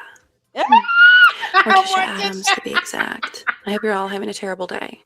And I hope something embarrassing has happened to each and every one of you, and I'd like for you to write about your tragedies in the comments and make it awful. Special shout out to Noah on X for tagging me and others in a tragically delightful video by Lauren the Mortician, who I'm now obsessed with. Lauren the Mortician is an actual mortician and funeral director, and she did a fantastic stitch, as she calls it, on the awful and not in a good way Baron Coleman and his stupid, ridiculous Charlie Kirk medical examiner funeral timeline. Oh, Baron, your timeline was dead on arrival. So sorry. Anyway, we're going to be reacting to that. Edie, oh my God, your characters are something else. I am here for this. Oh my God, Edie. Oh man, her characters are awesome. Today, before we do, I do have to tell you something. Jesus is Lord. Yes, he is. Jesus Christ, who is God incarnate, born of a virgin, walked this earth sinless, tempted as we are, but never sinned, took a punishment on a cross that we are all worthy of, because the wages of sin is death. God is not a man that he should lie, and each and every one of us are sinners. And Jesus Christ willingly laid down his life. Nobody took it from him. Oh. He died for us while we were all still sinners. And it was a long, brutal, agonizing death that he endured. He was tortured. Thank you, dude. And as he hung up on a cross, he said, Father, forgive them, for they know not what they do. And after he gave up his spirit, he was put into a tomb. And 3 days later, that tomb was empty. He's not here. He is risen. He is a risen Savior. He is not here. He is risen. And people testified to seeing him after he resurrected in body from the dead. And they were willing to die for their testimonies of having seen and been with Jesus. And then he ascended to the right hand of the Father, where he now reigns. And he's coming back soon. And I encourage each and every one of you to share that good news. Let's hop into things, shall we? I'm like really up in your face. I have to be up in your face though, because we're going to watch some stuff together. So hold on. Charlie's body. I mean, I hate to be so crass, but it's what it is. I have footage here of when Charlie was leaving Timpanogos Hospital in Orem, Utah, around 8 o'clock at night. This is Charlie's body leaving the hospital. That's Timpanogos Regional Hospital. There goes the first police car. You can see all these cars pulling out, and they're headed to the medical examiner's office, to Salt Lake City. That's about a 45-minute drive, maybe an hour. That puts him there no earlier, really, than 9 o'clock. 9 o'clock, sir. He claims to be an attorney, and now all of a sudden he's trying to give a timeline that deals with biology, human anatomy, decomposition, and things that a mortician would understand better. So he didn't go to medical school. He went to law school, and he's horrible at that. He's not the expert of all things. He's a moron. Gil, hold on. Gil, can you join in the next live? I'm going to do another live after it gets some storming. I'm going to finish this video up. It's storming bad in my area, you all. And y'all saw I've already lost power. You want to come up in the next live? Because I will look for you too if you have time. Let me know. I'm seeing the comments. Y'all make sure you, can I get Whole Truth's YouTube channel dropped in the chat? Okay, cool. Yay. So we'll have you come up in the next live. Because I do want to go over her partial motion to dismiss as well.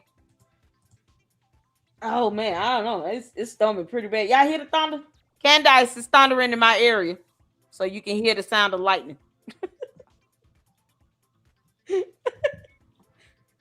Oh, man. Right now it's like 3:30 my time. I'm going to give it to 6 o'clock. Y'all, it's like the sky's falling. This is crazy. And then the sun trying to come out. You can't make this stuff up. I can literally see the sun out. You can't make this up. Y'all hear how bad it's thundering? It's the sound of lightning crackling in the background. Because Candace doesn't know what thunder is. Well, how befitting is this right now? There y'all go. Make sure you guys check out Edie Marie and Gil, the Whole Truth, and Lauren, the Mortician. Oh, there it is. That's a thunder. So, like, yeah, give me about 3 hours after this. I will try 7 p.m. Eastern Standard. We'll try again 7 p.m. Eastern Standard Time. After this video, then I'm going to hop off and let the weather calm down and get back on at 7 p.m. Eastern Standard Time. Does that sound good? That way we can cover her motion. All right, y'all, let's finish this up because God is trying to tell me something.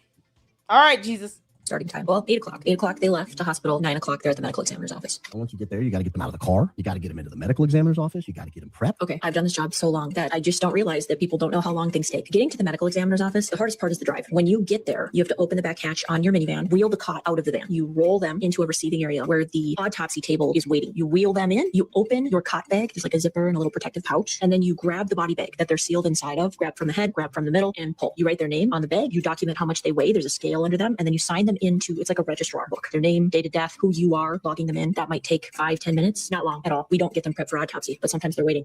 Most of the time, I looked at the policies in Utah. They do not do medical examinations outside of business hours or weekends. So this job is not a Monday through Friday 9 to 5 type of job. If he leaves Wednesday night at 8 p.m. in Timpanogos and Orem and he doesn't arrive in Salt Lake City till 9, that's outside of business hours. Doesn't matter. Let's just say they decided to do a middle of the night examination. They definitely did. Absolutely. 100%. This timeline doesn't make sense if they didn't. So I absolutely believe that they did. How long does the examination last? Best guess I can get. Why is he trying to speak like he's a mortician? Baron Coleman, you are the dumbest. I hope you get disbarred, and I hope every judge that you've ever stood before sanctions the hell out of you. This is an embarrassment to the rule of law. This moron with the law school. Kill. Is there something we can fill out, like, you know, to send over to these bar associations, say, can y'all please get this dumbass off the internet?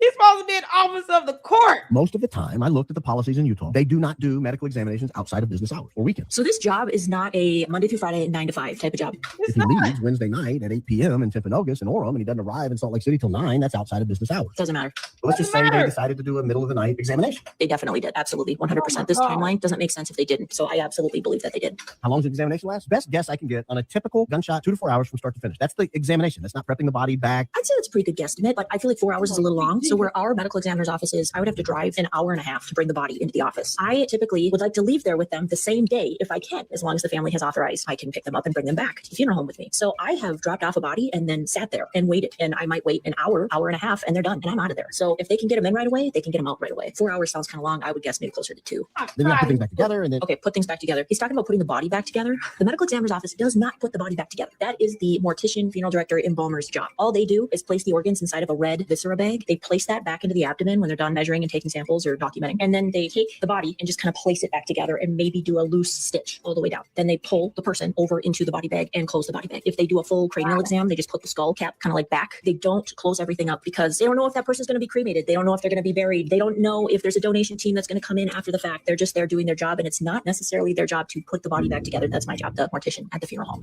Then he would be ready to go. Typically, bodies aren't released immediately after the examination. They can be. And from the sounds of this case, he absolutely was. Put back in the morgue at the medical examiner's office where they stay for another 24 to 48 hours. The only reason they would stay 24 to 48 hours, that's when they're trying to get the authorization from the family to say, hey, we selected so-and-so funeral home. They can immediately be released to the funeral home. Bada bing, bada boom. Well, the paperwork process is in the release, but when you have the Vice President of the United States on his way in, you get treated differently. Might get a middle of the night medical examination. You might get released the same day. So he brought up the questions and then brought us right to the answer. Yes, that's exactly what happened. And we know that he was released before 5:04 a.m. because at 5:04 a.m., we have a newscast that had somebody positioned outside the medical examiner's office. We assume they didn't arrive exactly at 5:04 and immediately go on air. So I'm waiting for him to show footage of the funeral director leaving the medical examiner's office, but I don't think he has it. So he's trying to say that the body wasn't picked up. Let me see if there's more.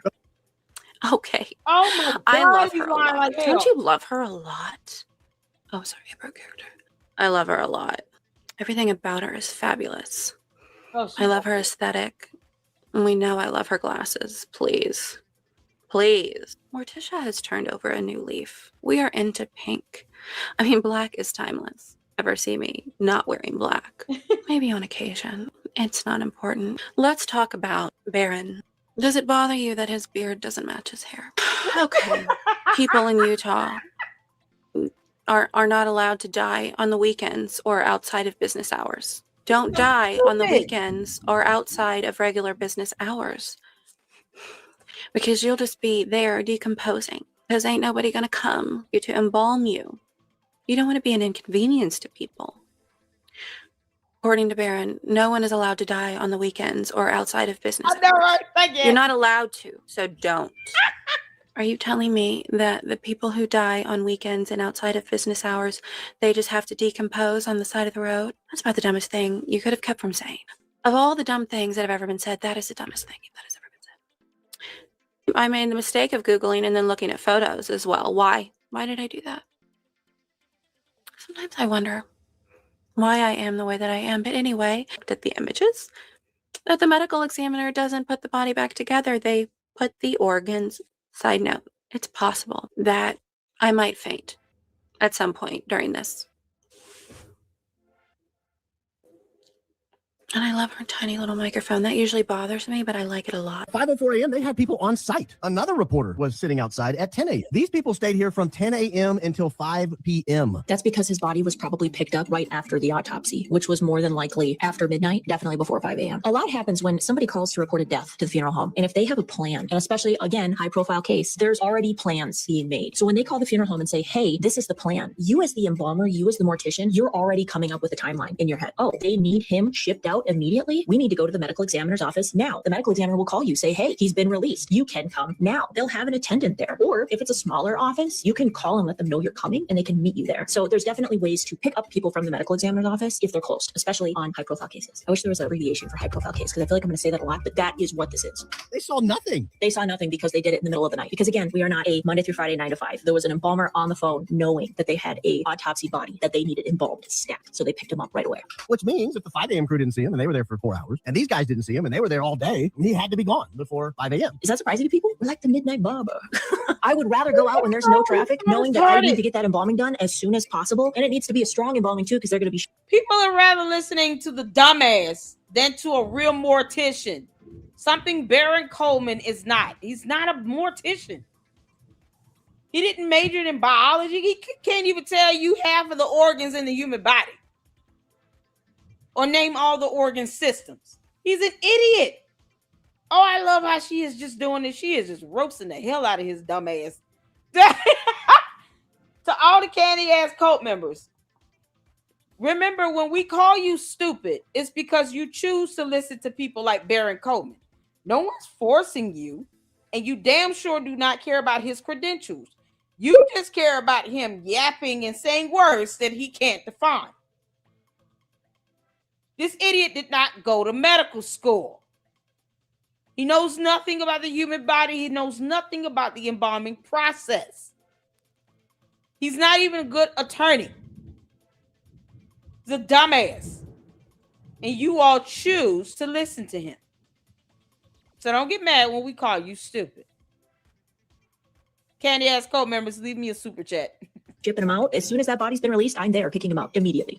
For a complete medical examination to take place between 9 p.m. and 5 a.m. That's only 8 hours. I don't know what else to tell you. That's very doable. You've got to get the body in. You got to get it prepped for the examination. You have to do the examination. That's not like a 1-minute deal. Then you got to put everything back together, move the body back to the parking lot. You got to get them loaded up. You got to drive away. All that. You're bringing up a lot of things, Baron, that don't take a lot of time. All those extra things, the cleaning up, that would take place at the funeral home. Loading him up only takes a couple of minutes, and he would be out of there. And I would be speeding, driving on 2 wheels, getting back to the funeral home so I can begin the embalming. All that had to be done by like 4:30. When was there time to do an accurate medical examination? What happened? 2 to 4 hours is the perfect amount of time to do a medical examination. I mean, that's what you said, right? I've seen him do it in an hour. So yeah. You know, there were rumors early on that there was no autopsy done. So that was debunked really early on. The medical examiner's office there, they don't know who, but I have a contact at the office. They were very kind and told me that the autopsy was done. I was able to verify their credentials. So I know in my heart of hearts that he did have an autopsy done. But also it's standard practice with a murder investigation, homicide, self-unaliving. If there's an investigation, they're going to have an autopsy. There was rumors going around that he didn't because some sort of officer was like, he didn't get sent down for the autopsy. So you mean to tell me a whole dumbass attorney,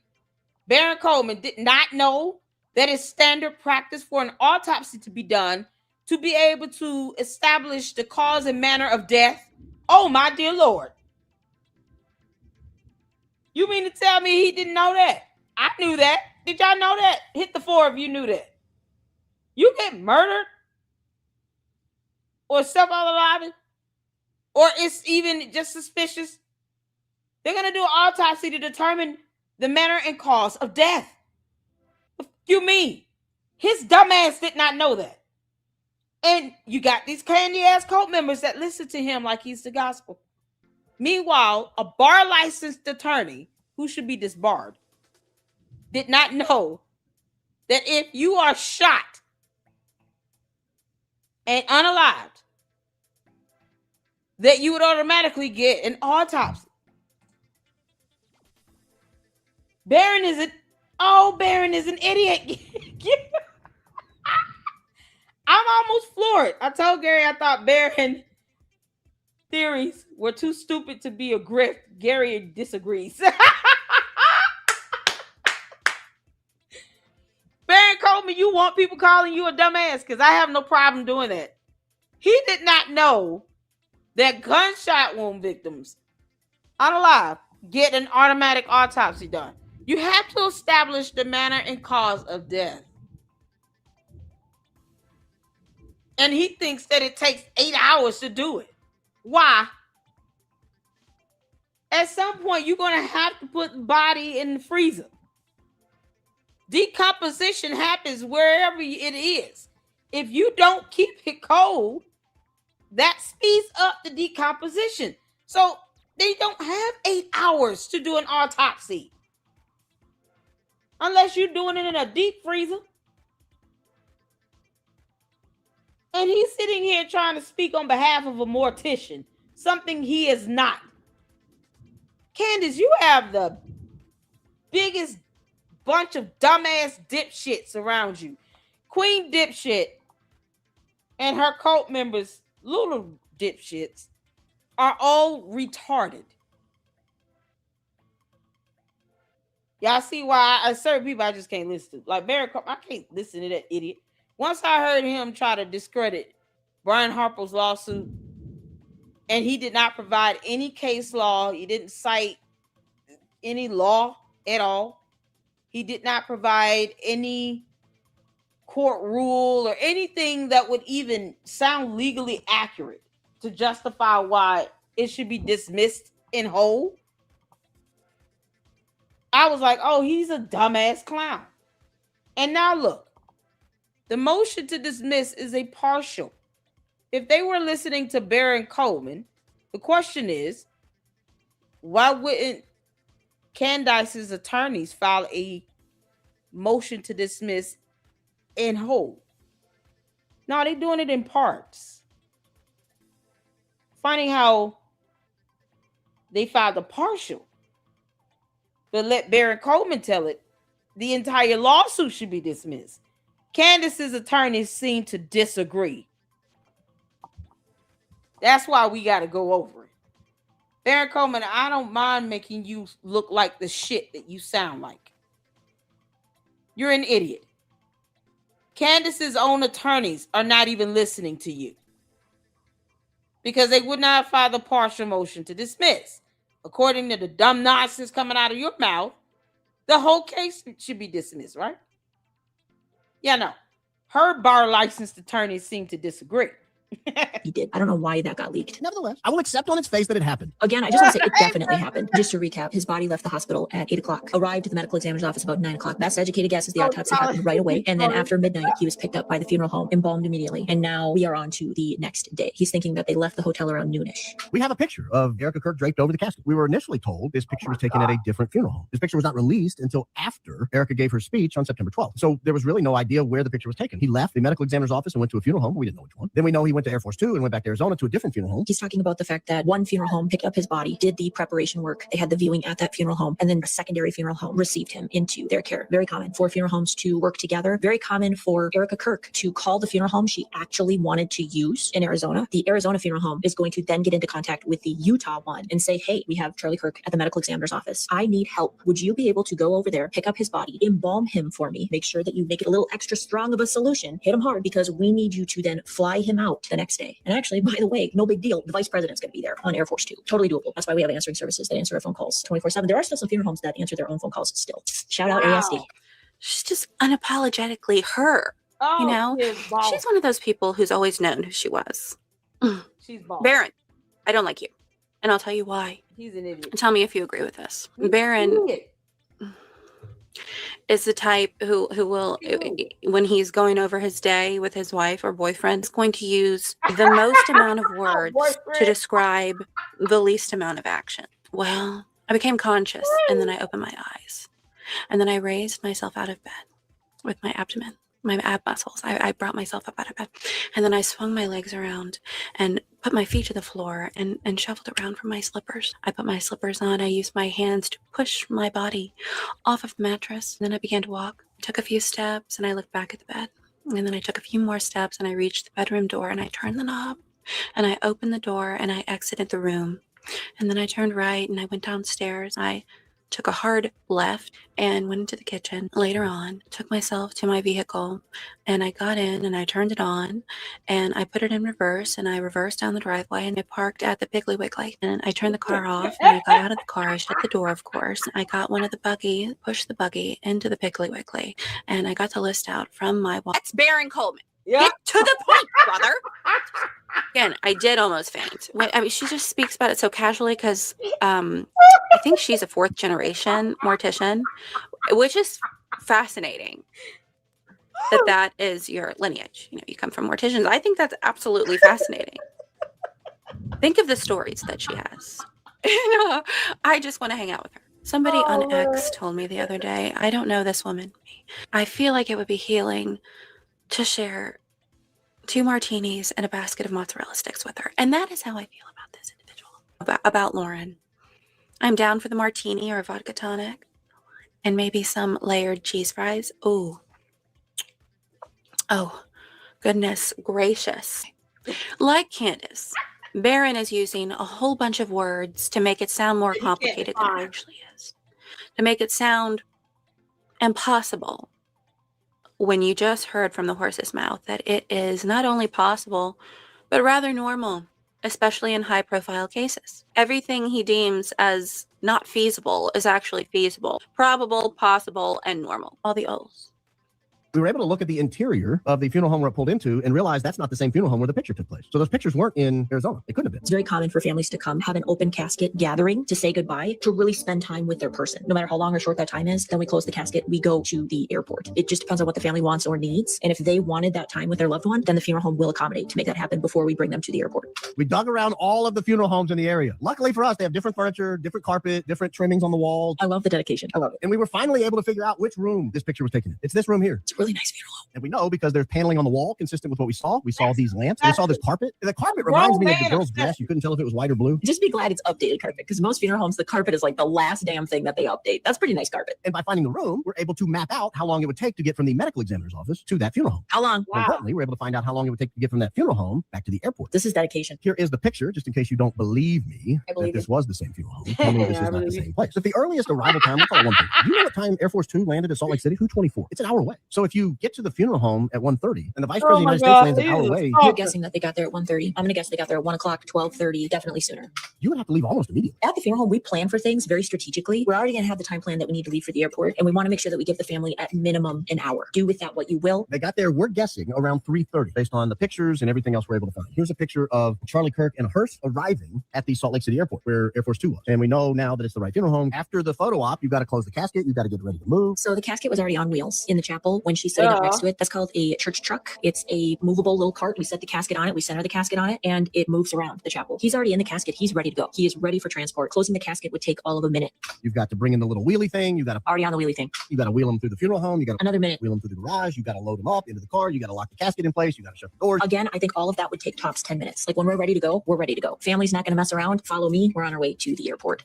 It's not like you run in, do a photo op for 3 minutes, and then like immediately, all right, let's pack it up. Let's go. We did our photo op. I think they could have done. That's the dumbass that has never done any of this. Y'all realize he's never done any of this. He's never been a mortician.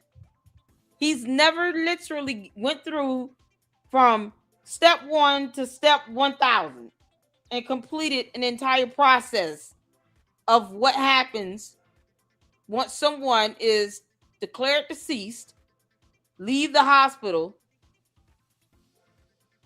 get the autopsy to the medical examiner's office, all that other stuff, to the funeral home, to wherever. He's never done any of that. He's theorizing and he's obsessed. Who looks at the wall paint to determine what funeral home he went to? It doesn't matter when you weren't invited to his damn funeral.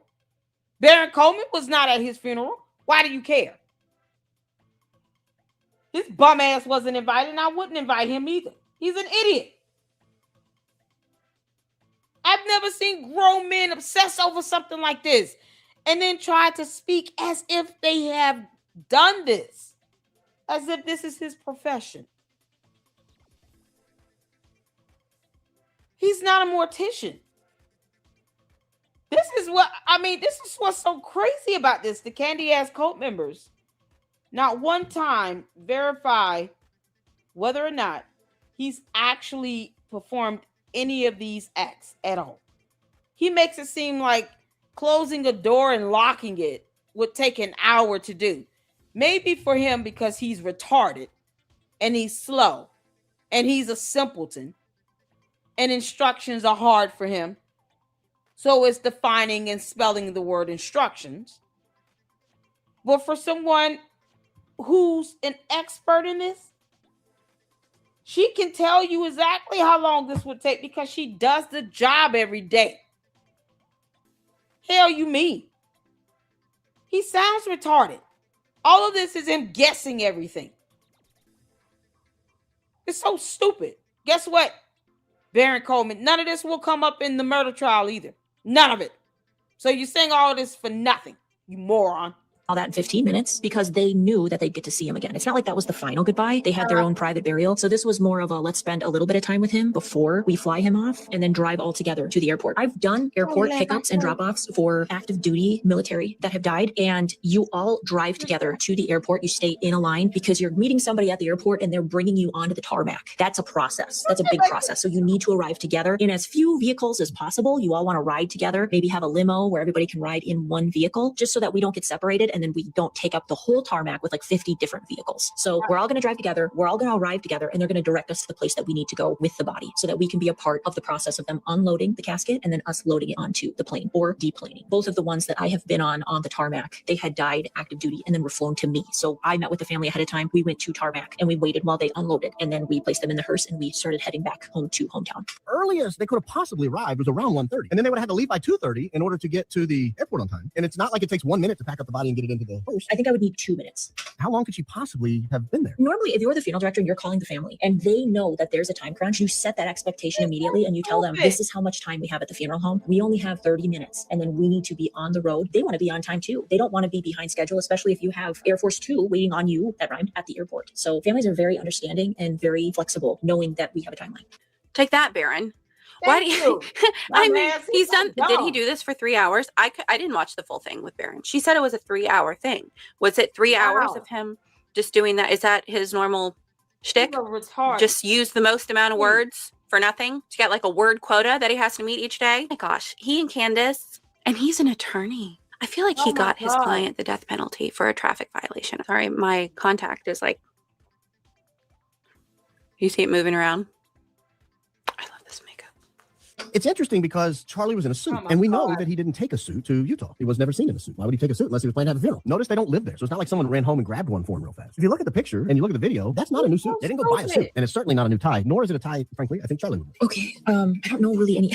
I want to input on this because families will absolutely buy new suits. He's trying to say that it's a suit that Charlie already owned, and I think the only person that really knows that would be Erica or the family. Again, I think we're downplaying how quickly someone could get into town. They could have had an assistant that flew with the suit overnight. They could have had someone immediately get in the car and start driving. I really don't know. I do think it would be doable. Even if they showed up, and I'm being for real, with the suit at noon, I could still have him dressed and casketed if they were going to be there at 1:30. And maybe that's why I've talked about the cosmetics on Charlie's hands and how they're really orange. Maybe that's why his cosmetics were so not that great. Why his hands looked so orange is because it was a rush job. They rushed the cosmetics. Definitely could have been totally doable. You would not put makeup on his hands until after he was in the suit. So that would actually explain maybe a little bit more on why I didn't like his hands, because they didn't spend a whole lot of time on him. They just very quickly dust, paint, wanted to make him look as lifelike as possible, even though he's very dead. Okay, so let's talk about what I think the timeline probably looked like, because I noticed something nobody was really talking about. Like, this guy didn't bring up the embalming. I was waiting for it. I was like chomping at the bit. He didn't bring it up, unless he did, and I missed it, but it was 3 hours long. We know Charlie Kirk was picked up from the medical examiner's office before 4 a.m. because news crews capture that. We've got that established. So let's say, worst case scenario, embalming didn't even begin until, I don't know, 4 in the morning. Let's say 4. I think it was sooner, but let's say 4. Could a funeral home perform a thorough post-autopsy embalming, prepare him for a private family viewing, and have him ready later that day? Absolutely, 100%. Would it have made for a very busy day at the funeral home? Absolutely. Do I think that they were still embalming him when the family came in to make arrangements that morning and pick out the casket? Yes, I think that's a very real possibility. But looking at it through funeral service eyes, nothing about this timeline made me go, wait a second, that's impossible. Quite the opposite. Now, embalming isn't a one size fits all. It depends on a lot of things. Was it a full autopsy? Was it just a cranial exam? What condition was the body in? Every case is different. Because this appears to have been an active investigation, I'm assuming it was a full autopsy. And when we're embalming someone after a full autopsy, we're not just embalming one body, one unit. Every limb has to be embalmed individually. The head is embalmed separately. The organs, which are placed in that red viscera bag during the autopsy, also have to be chemically preserved before they're returned to the body. We're trying to get as much drainage as we can while injecting each limb, each arm, each leg, everything. It's a lot of work. I'm not gonna lie. It would take hours. Personally, I think the embalming was probably the longest part of this entire process. If I had to guess where the bulk of the day was spent, it was right there in the prep room. Once the embalming was complete, he would have been dressed, placed in the casket, and prepared for a private family viewing. I could have had him dressed and casketed and starting the cosmetics within an hour. There are several different ways that day could have unfolded, but every version of that timeline is completely reasonable from a funeral service standpoint. One question I kept seeing, how do you know Charlie Kirk was embalmed? I want to talk about this because there is absolutely a 0% chance I would have a family come in and view an autopsy body that had not been embalmed. No. And with her videos and photos that she took with his body, no, he would 100% have to be embalmed. After an autopsy, the body has been opened. Why incision? Medical procedure. The organs have been removed, examined. Everything has to be reconstructed, preserved, and cared for before that family walks through the door. And here's the other thing people don't always think about because they don't live in a funeral home. An autopsy speeds up the changes that naturally happen after death. That's nobody's fault. It's just biology. So if my goal as a funeral director is to give a family the very best possible viewing, I'm embalming. It's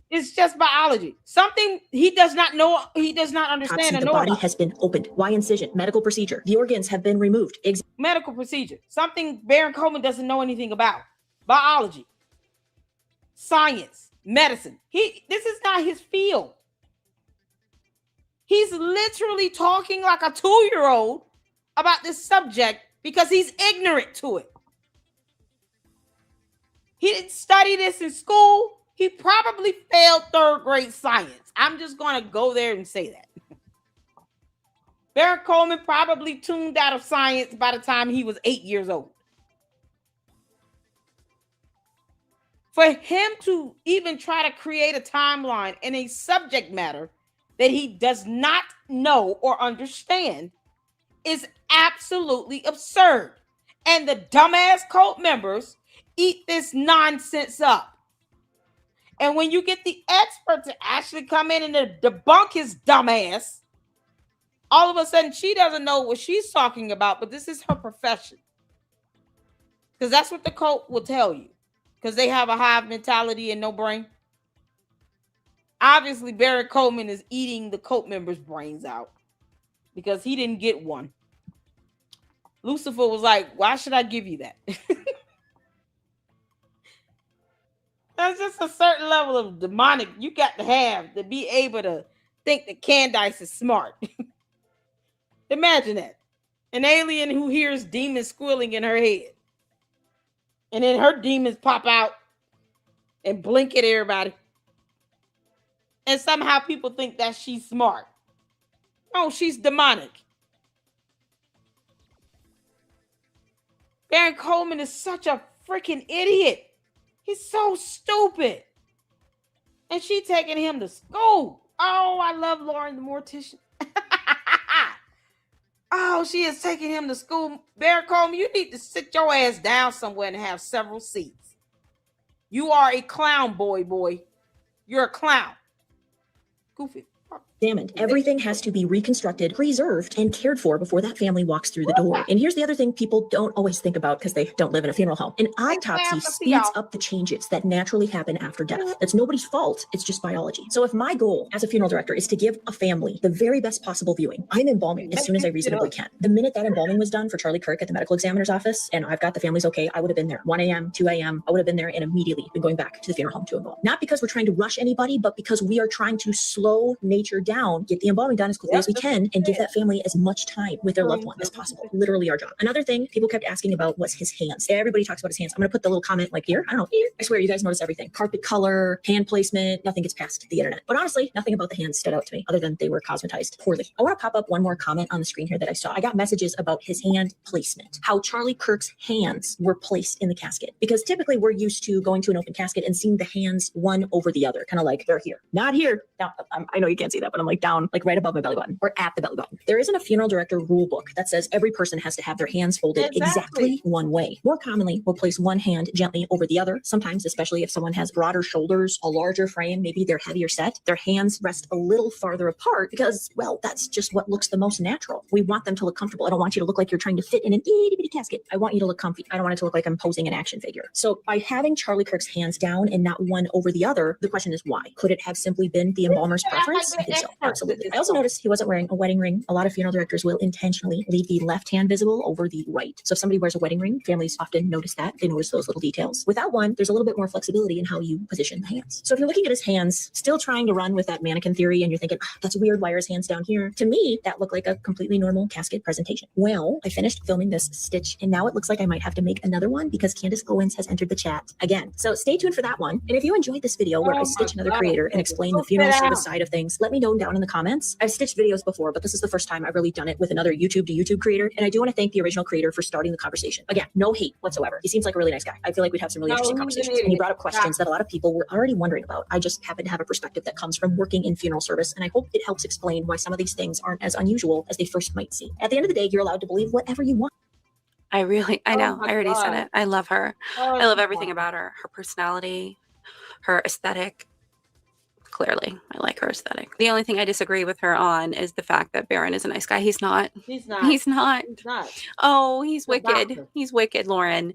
And so is his bestie, Candy. So I'm excited for that stitch. We'll be reacting to that as well. Morticia will make another appearance. Fascinating. Everything that she just mentioned, I can have someone dressed and casketed within X amount of time. That is, I mean, if we really think about what her job entails, it's wild. She does it every day. And her family, again, fourth generation. I think it was fourth generation. I mean, wild, right? She's fascinating. Baron. So how did the suit get there? Okay, is that another theory? Someone had Charlie's suit and a bad tie hidden because they knew he was going to be killed? Because they had a hand in it? Is that what you're getting at? How about somebody drove overnight to get her the suit there? Or they shipped the suit overnight? It's please. That's something, again, you could have kept from saying that. You really could have kept from saying that. And how do you know that wasn't a suit that they bought? Do you know, or do you have stalkers in the closet? Come out of the closet, Baron. I love how these people, I love how they act like they knew Charlie. And now you know his wardrobe. You know that wasn't a new suit. And how did they have his suit there so quickly? Unless he knew that he was going to die. Shut up, brother. Shut up. How do you combat this professional take? How do you counter it? What is your counter argument, Baron? Yeah, it's not. She just said everything you've said is not far-fetched. It's not out of the realm of normal when it comes to medical examination and funeral preparation. You idiot. He's an idiot. Again, their theories are just all dead in the water. Dead in the water. None of them carry any weight. None of them are valid. Candace has been, for almost a year, yapping about another woman's husband, saying she's getting close. It's been almost a year. Theory. None of it pans out. You've not closed any of your circles. Egyptian planes, we'll never see that raw data. The tunnels, exploding microphone, make it make sense. I can't wait for her episode on Candace. Okay. I love you all. And I hope you have a fantastic evening. And I will see you tomorrow. Bye. That was so good. Oh my God. I'm here for this. Y'all, shout out to Laura the Mortician, girl. Now, Baron Coleman is a moron that claims to be an attorney.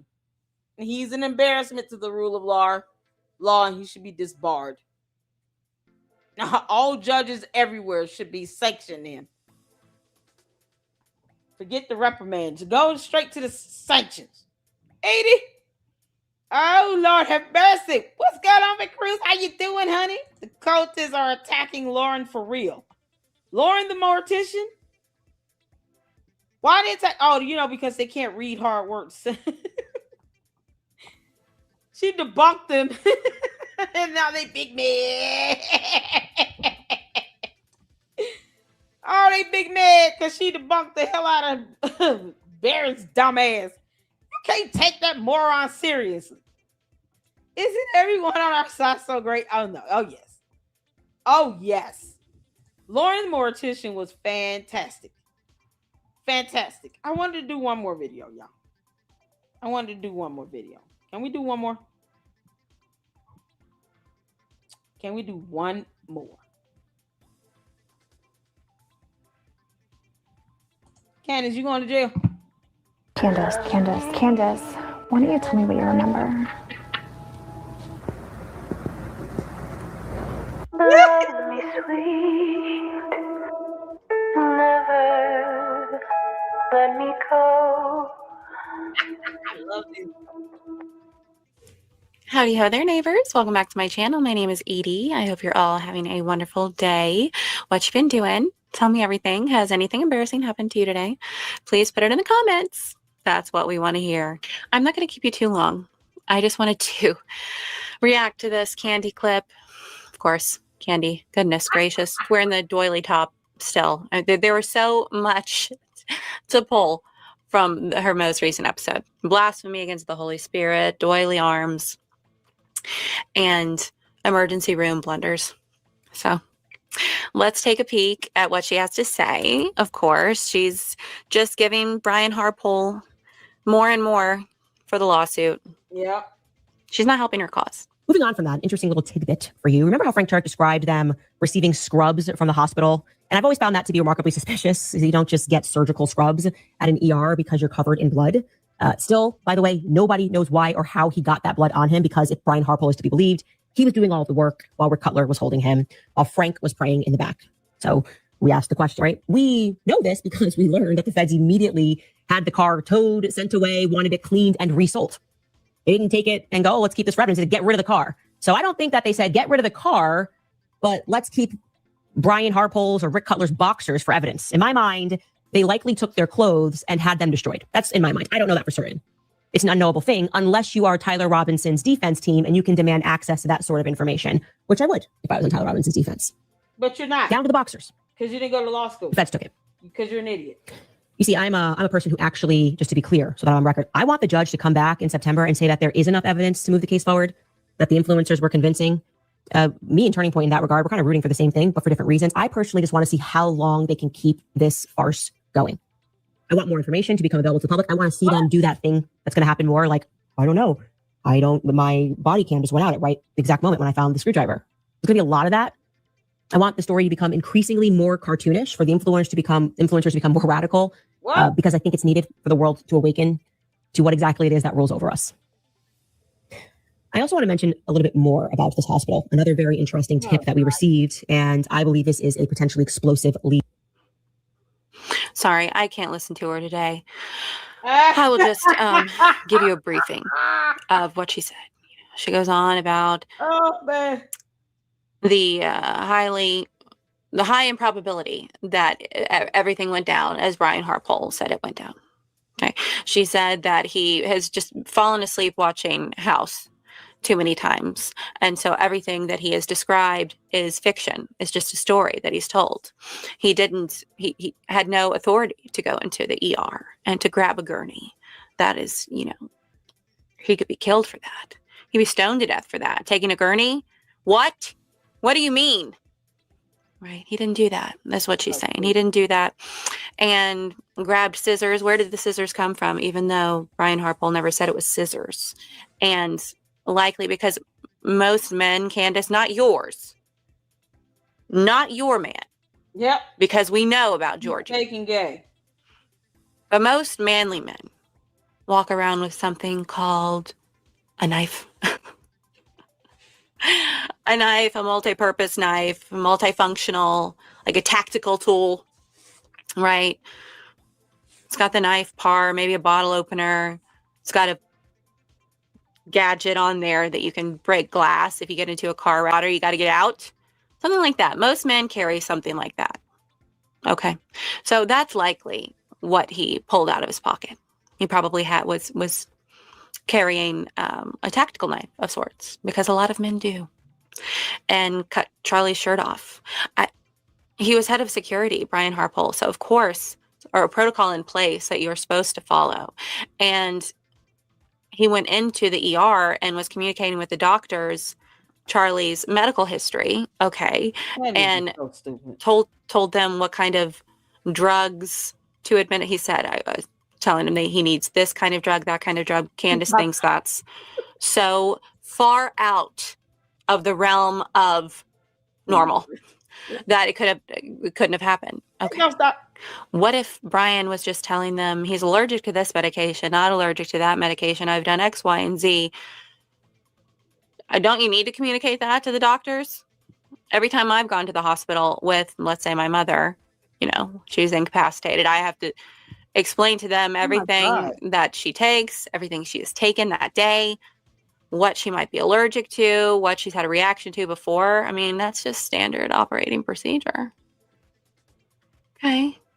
And the scrubs part, okay, giving someone paper scrubs. They weren't surgeon scrubs or doctor scrubs. They're disposable scrubs. Candace, what's wrong with you? Everything she complicates. And things that are so simple, she complicates because that's what sells. That's what makes her that moolah. That's all she wants. She's got to keep hopping back and forth between conspiracies, between the perceived lies that she's identified, right? Because you got to keep people interested. And the world loves darkness. They love wickedness. They love evil. They hate the light. And so they feed off of this. It's like a drug to them. They need it. They can't function without it. We got people in Candy's comments talking about they have withdrawals if they're without her too long. What? Oh. What? No. Get out of here with that. Get out of here. That's you've made her an idol. That's idolatry in a nutshell.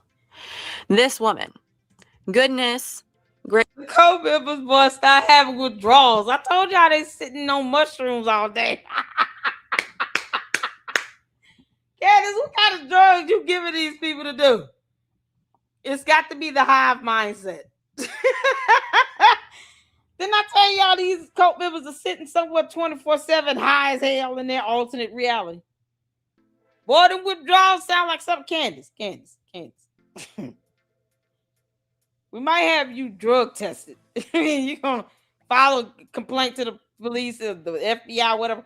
Yeah, we're going to ask them to get a subpoena to have you drug tested. Like, y'all, officer, listen. She used to be an Adderall fiend, okay? She said so herself. She's probably still addicted to Adderall. And she claims to be 7 months pregnant.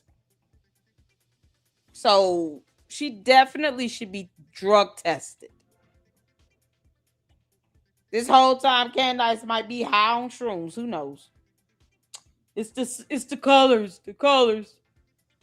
She already talks about astral projections. Candace, we're waiting on you to file this complaint, this report, so we can show them the video of you talking about astral projections and seeing dead people. Yes.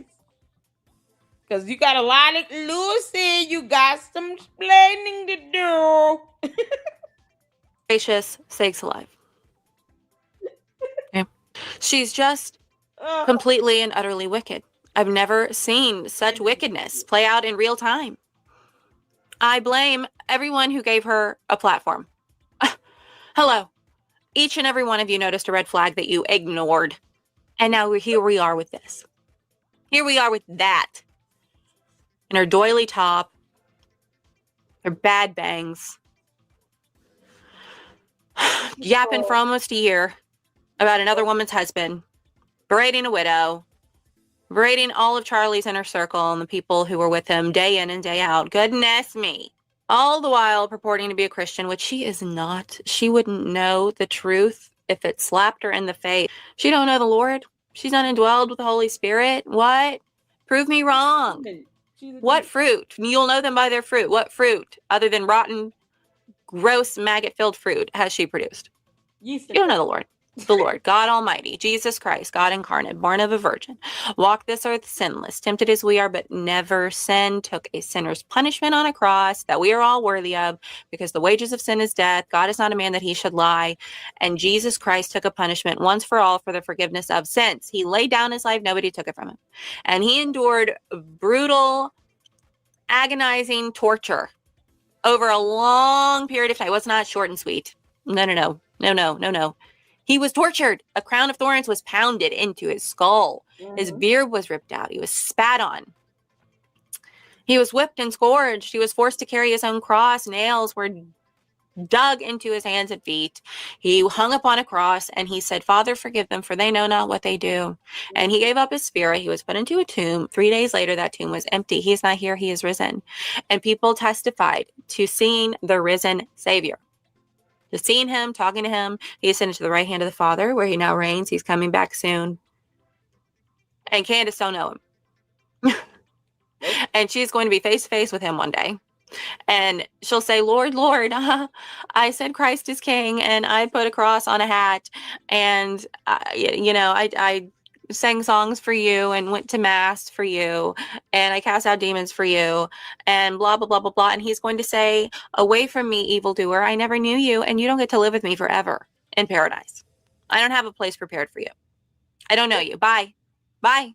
And then Candace will be thrown into sheer and utter darkness for all of eternity. Darkness that can be felt, where there's weeping and gnashing of teeth, where the worms never die.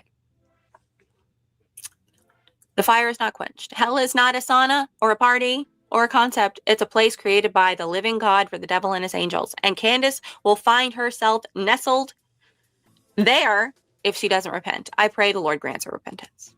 Because this woman is just evil incarnate. And I don't think that she's going to stop. I don't think she is going to stop. Oh my. In this clip. Candace, let me tell you something right now. Whether you stop or not is irrelevant. At this point, it's all about making sure that for whatever you do, there's an equal and opposite reaction where you will feel the consequences of your dumbass behavior. I'm not here to shut Candace up. I want her to keep talking. Candace, I want you to file that complaint to whomever. The police, FBI, the CIA, Department of Justice. I don't care where you go with it. Just be bold enough to put up the information related to the complaint. Your so-called report. Because even the terminology you use lets me know that you're full of shit. You don't file a report, you file a complaint. Because anybody could take a report and make it sound something. You don't file a report with the police. You file a complaint. Same thing with the FBI. You file a complaint.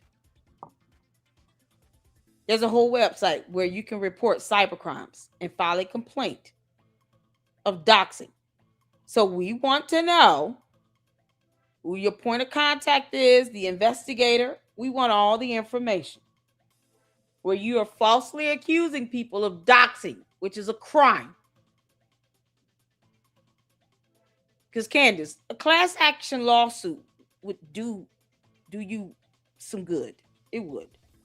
Whether it sits you down or shuts you up is irrelevant. Because what we know is you're not going to want to go to court and have a whole trial with 50 plus co-petitioners. No. And you will not be the only defendant named Candace.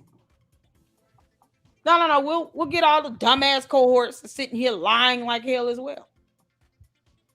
Just like Mitch Snap. You'll have co-defendants in this class action. All of those clowns will go down with you. So go ahead and file your complaint so we can get the evidence and the information and move forward with what we got to do. Didn't I tell y'all? This is what happens when you think you're threatening somebody.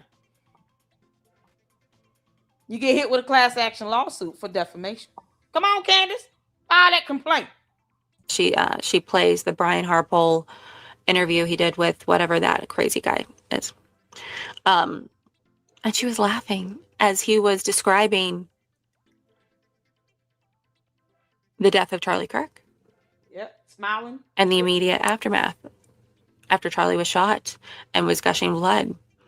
She laughed. She laughed. She is a sickly, sadistic serpent. She's crazy. Why are you still following her? Candy cultist? Why? Oh, because you hate the light. You love the darkness. And she is pure, evil, insidious darkness.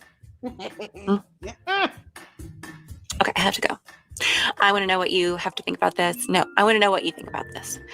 Oh, man, Edie. You gotta love Edie. Y'all, this has been something else out of 3 hours. I want to thank you all so much for tuning in. Oh, child. Candace, you are disgusting. I call him by birth name Harry Myers. He said he's the son of the Zodiac Murker. You know, a mass killer. Like, he thinks that's cool. That's how stupid Mitch Snow, a.k.a. Harry Myers, is. He thinks that saying, you know, this Zodiac killer guy is my daddy, my papa, my peepaw. Isn't that cool? No! This man took people's lives. But that goes to show where he, you know, values, devalues human life. He has no respect for human life. Because he thinks it's cool to be the son of a mass murderer. Can't make this up. Candace, you and Mitch Snow are going to lose like hell. Okay? You're going to lose. You keep on with this defamation. You're going to catch more lawsuits, girl. That's all we're going to say about that. We don't give a damn how your cult feels. I never did. They can get named. We're not afraid to name your cult members as co-defendants. See how God can take something so evil and flip it around in your favor. Turns out for your good. Candace, we're waiting on you to file that complaint. Out your mind. Y'all, this has been absolutely amazing. Lauren the Mortician. We might check out her full video of her going in on Baron Coleman. Because that's what needs to happen. People need to make him look like the idiot that he sounds like. More often. I'm here for it. So, she said it was 3 hours. Yeah, we might do a watch party on that. Y'all want to watch party on Lauren the Mortician going in on Baron Coleman? Oh, man. And then we got to do a watch party on Joshua Carr. He had another debate with another Candace cult member. Y'all, we just laugh at them at this point. You can't go back and forth with them. They don't have brains. We just laugh at them. So I'm here for that. That's 2 watch parties. I'm here for it. Let's see. I tagged you in on when she put it out. Oh, cool. Okay. So we got the full video. Did I miss it? We started out with X and then it started thundering and ooh, child.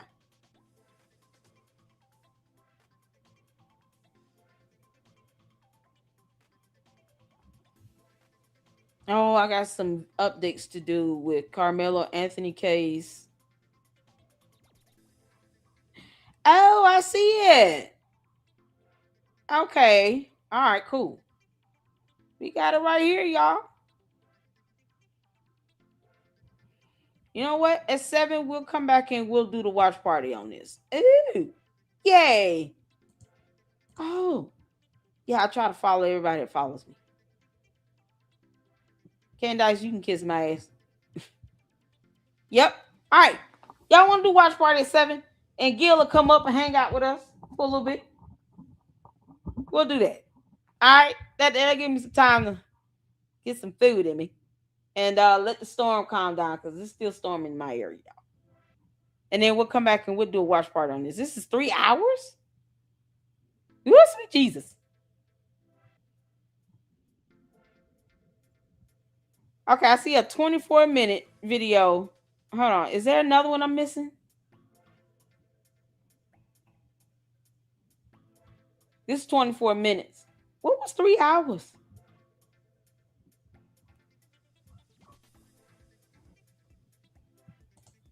Am I missing something? Oh, man, she has a huge following.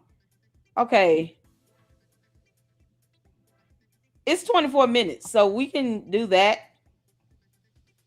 We could do the watch party for this video and the one for Joshua Carr where he was debating somebody.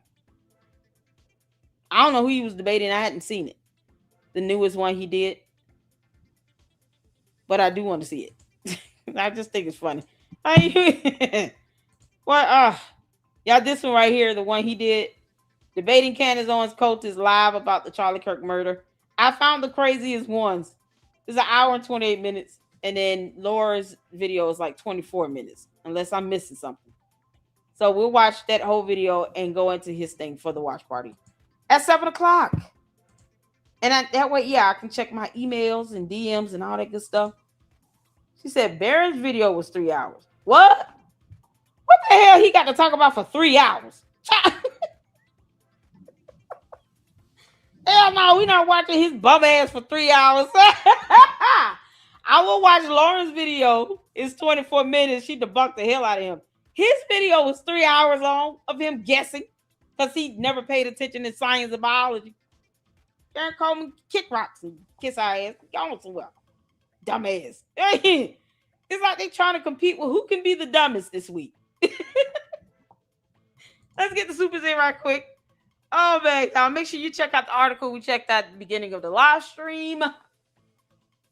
Oh, Queen Dipshit got it coming. Candace, you going to jail? Shout out to Juju for gifting an LLC membership. Make sure you guys show some love to Juju if you got a membership. Thank you, Ashley, for the $1 super. What's going on, Enterprise? Thank you for the 10 jewels. Shout out to the mods. Oh, shout out to the mods, you all. I appreciate you all. Make sure you guys subscribe to Treehouse News.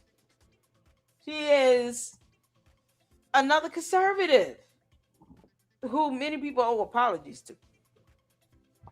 Trying to support Candace the dumb demon. And that woman got doxxed. You can't make this up. Shout out to her. So make sure you guys go show us some love and show us some support. Juju gifted another LLC membership. Ayo. Thank you so much, Juju. Make sure you guys say thank you, Juju, for that membership. Jump for 9. What's going on? Thank you for the $5 super. LLC, did you see the new video from Nick Brooks? I have not. But as you all can see, I have it in the lineup. He did a video on, wait, where is it? I just saved it. Or was I tagged in on it? He has a new video.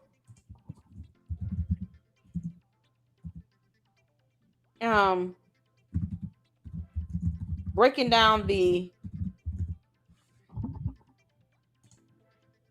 hold on.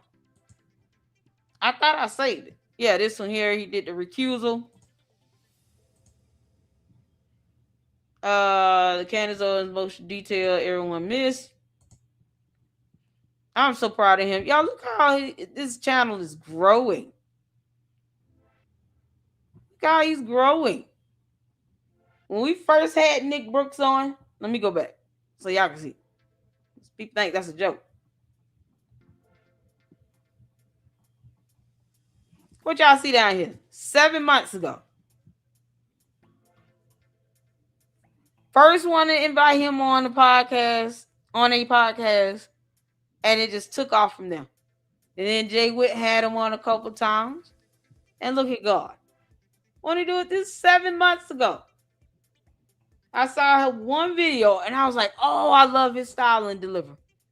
The same thing with Gil. We're going to get Gil growing. We absolutely will. Because people value and love the perspective of someone who is a real attorney that can give a stance from both sides, you know, from that legal aspect, and asks and answers questions just like everybody else. Love it. This was 3 hours, y'all. And then he may have had 1,000 subs, and look how he's been blessed. I'm just so proud of him. I really am. Like quality, and I've seen so many other great content creators come up the ranks. Artie Trolls passed me. That it is just a blessing to see. It really is. So absolutely, just so y'all can see that. God know how to pick them, don't he? Oh, who's retirement? Oh my God. Yeah, and see, he did a video about her motion to dismiss as well. I want to go over it before I watch his video because I think he goes through it, right? I do want to go over it. Go over the actual court documents myself. But yeah, we'll check out his video on that. But I saw that, yeah, he had these two new ones that I wanted to see. I thought I saved them already. I can make this up. All right. So shout out to you, Dog for 9. Thank you for that $5 super. We got them saved now. Make sure you guys go and support Edie Marie, Candyland Biker Babe 7000. Gil it, the whole truth, a criminal defense attorney. She's gonna be joining us for a little bit at the next live. And then Juju gifted another LLC membership. Shout out to you. Thank you for the 10 jewels. And then for another 10 jewels. Another 10 jewels. And then 20 jewels. Y'all, this is so adorable. I love these little jewel things. Thank you, Mindy, for 10 jewels. Shout out to the Mars. Hey, Raven. Thank you for the 10 jewels. I appreciate it.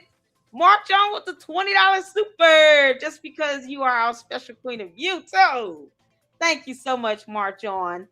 All of the support goes a long way to take care of the expenses of this channel. Thank you all so, so much. Thank you, Jeep Lady, for the 10 jewels. Beep, beep. Who got the keys to the Jeep? Ow.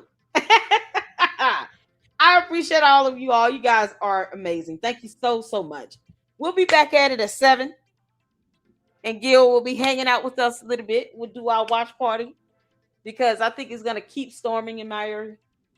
I'm just trying to give it time to calm down. But hopefully nothing happens with the internet then. In the meantime, you guys make sure you go out, hit the like button, subscribe to the Lady Luck Club if you are not, share the content, and please share the fundraiser if you can. Just want to thank all of you all so much that have supported the fundraiser, and I appreciate all of you all. A prayer goes a long way. And I don't want anyone to feel bad about not being able to financially, donate to it. Just leave a prayer and hit the like button, and let's get the LLC growing. Get to 50,000 Luxor. I'll work on some samples of t-shirts and everything while I'm here and try to catch up on as many emails as I can.